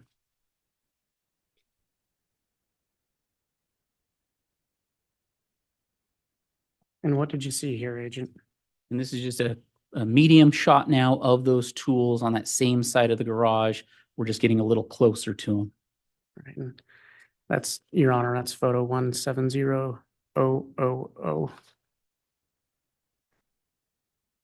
And just to inquire, Mr. Wood, are we through the graphic imagery at this point, It or is it coming back in? would be coming back in.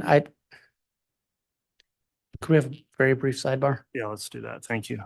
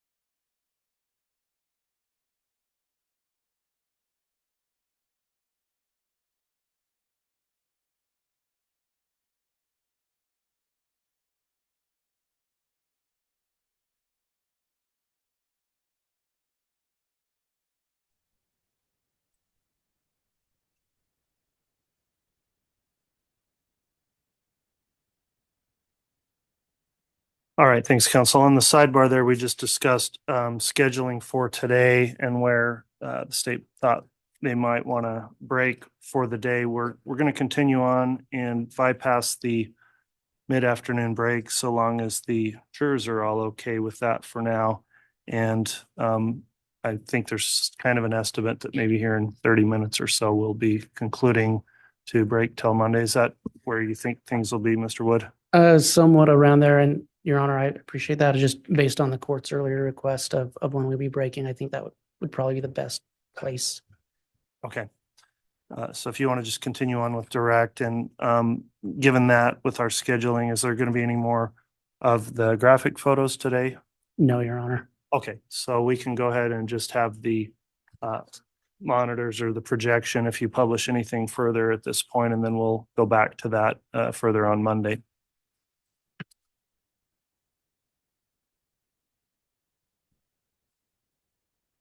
I don't recall, Your Honor, if I had labeled this picture. It's 170NNN. Okay, not yet. So QQQ, I think, was the last one I had.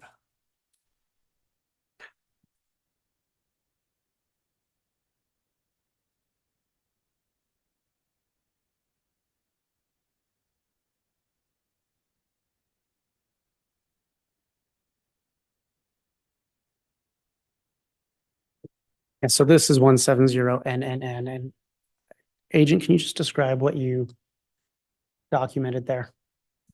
So all of those pictures of photos of tools we just looked at, these are the ones that were against that right side of the garage or the south side of that garage or barn. These are the ones we took as evidence. And these are most likely that could have been used in a burial.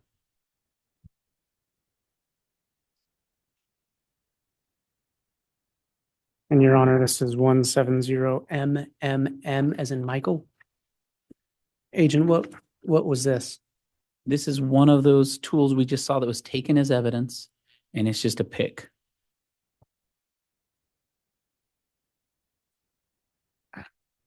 Your Honor, 170LLL. Agent, is that the same pick? That's the same pick we just saw that was taken as evidence. And this just shows some of the reasons we took it as evidence because of that debris you can see on the blade of that pick and some of the other black marks, on that pick. And you have your pointer now. Can you point out what you're referencing there? There's some kind of debris on the blade of this pick, and you can kind of see the black, potentially char marks on this pick. Grounds? Sustain. Okay. Just to that part of the response, Mr. Wood.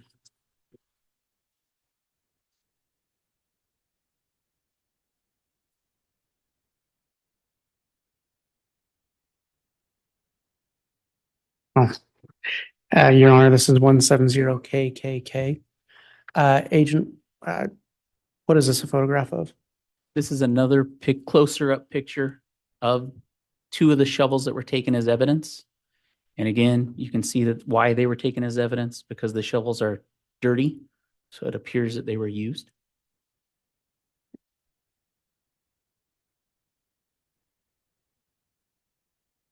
Your Honor, this is photo 170UUU. And Agent, what was the significance of that photograph? As you walk into the garage and if you make a left, these are tools that were collected as evidence that were from the left side of that first entryway of the garage. So we're on the west side of the garage. And then as you walk in the garage right here, you make a left. These tools were in this area. And obviously we're taking tools that could have been used to do something to our human remains we found.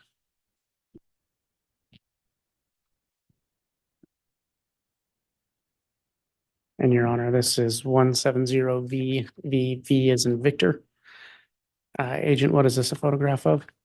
This is just an overall photo of some of the tools that were in the west side of this garage. And we didn't take all of these tools as evidence, but we just wanted a picture of a lot of the different tools.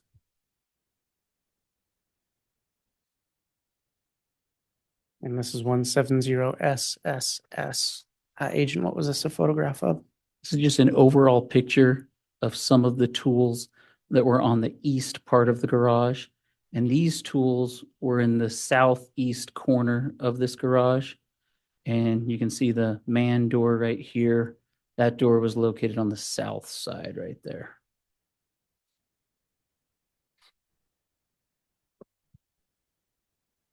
This is photograph 170TTT. What was this an image of? These are those same tools in that same area. From the shovel over to the hoe, these tools were the ones that we actually collected as evidence, just because they could have been tools we thought could have been used to do our burials or other physical damage. And Your Honor, I need to make a correction on the labeling. Okay. This was image 170TTT. And the last image shown was 170SSS.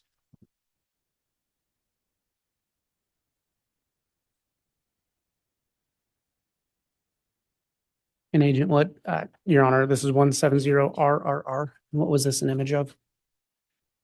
These are bricks that were similar to the bricks that we found near Tylee Ryan's burial site. And we found these bricks over by this shed. And we took a sample of those bricks also.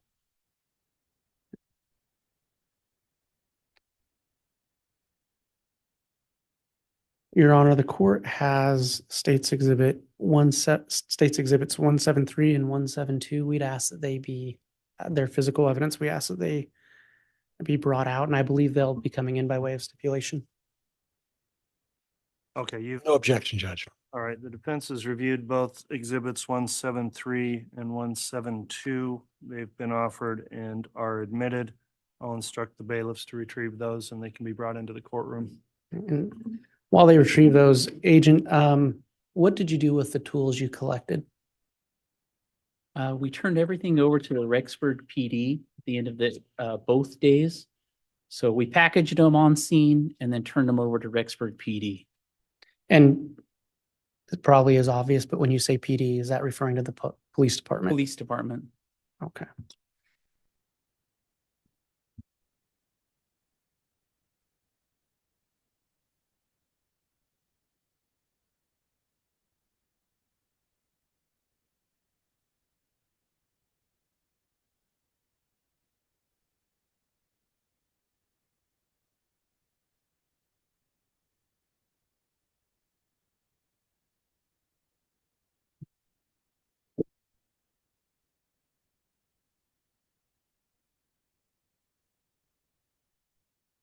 And Your Honor, from my understanding, we were going to ask Agent Daniels to approach this table and give him a handheld microphone. Okay, the witness can approach the table. If you'll stand, of course, on the side furthest from the jurors, facing the jurors, I guess, would be the appropriate place, and we'll get a microphone for you to continue testifying.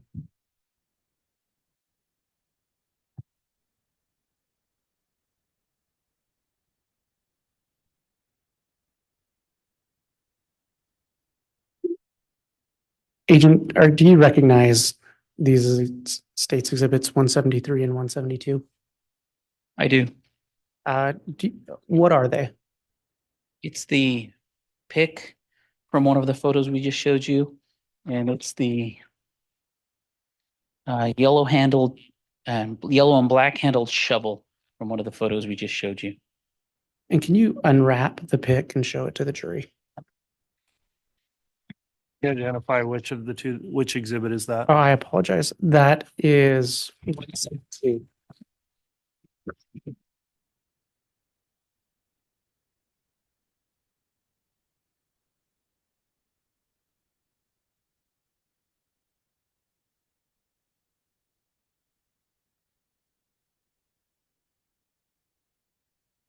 So this was the pick that we found as you walked into that garage And then to your right, this was the pick that was to the right.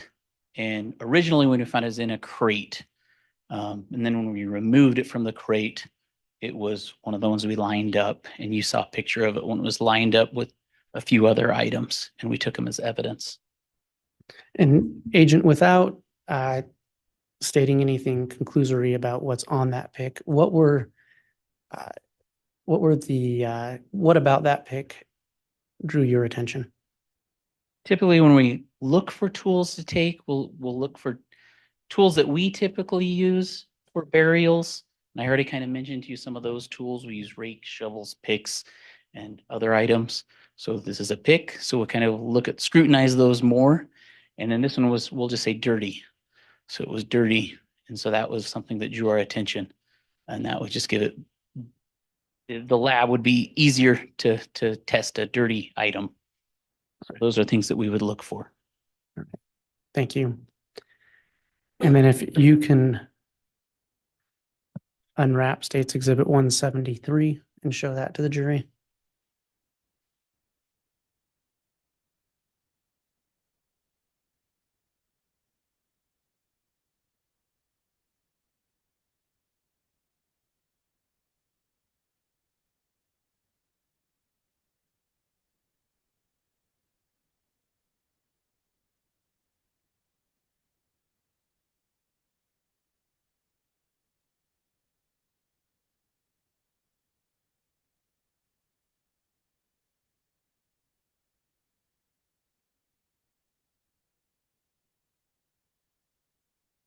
If you can explain what that is and why you collected that item. So again, if you walk into that garage through the big garage door, off to your right, this was one of the tools that was up against the south side of that garage. And then again, it's just a tool that we typically use when we're excavating, and a tool that could be used for a burial. And then we had already excavated and processed the fire pit. And so it just seemed dirty, a tool that we would be interested in for this scene. Thank you. And it could be wrapped up again.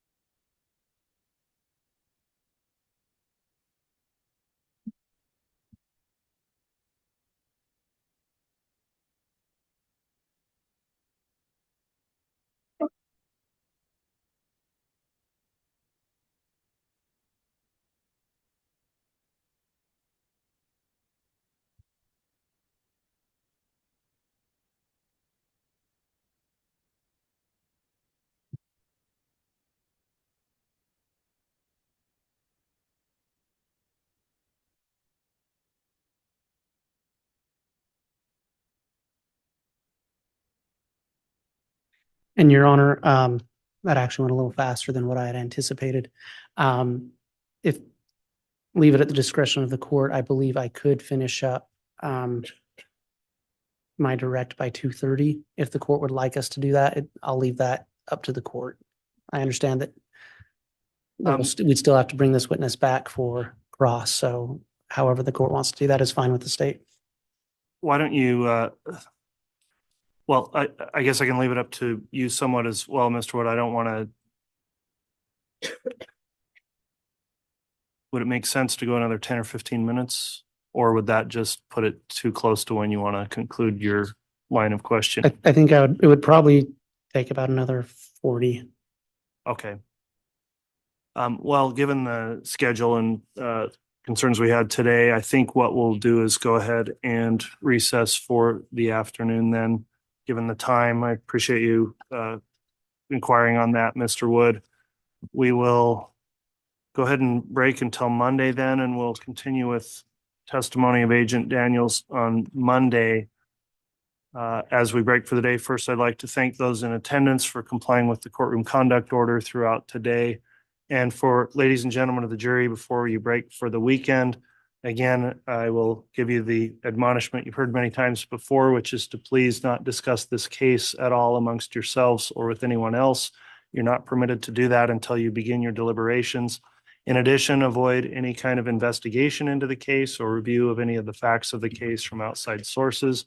If you see the case being reported in the media or otherwise, please avoid paying attention to that. And we'll ask you about that as you return Monday morning with your daily juror affirmation that you've complied. So thanks for your attentiveness today. We're going to recess for the afternoon and we'll begin again on Monday morning with our calendar starting at 8:30. All right, please.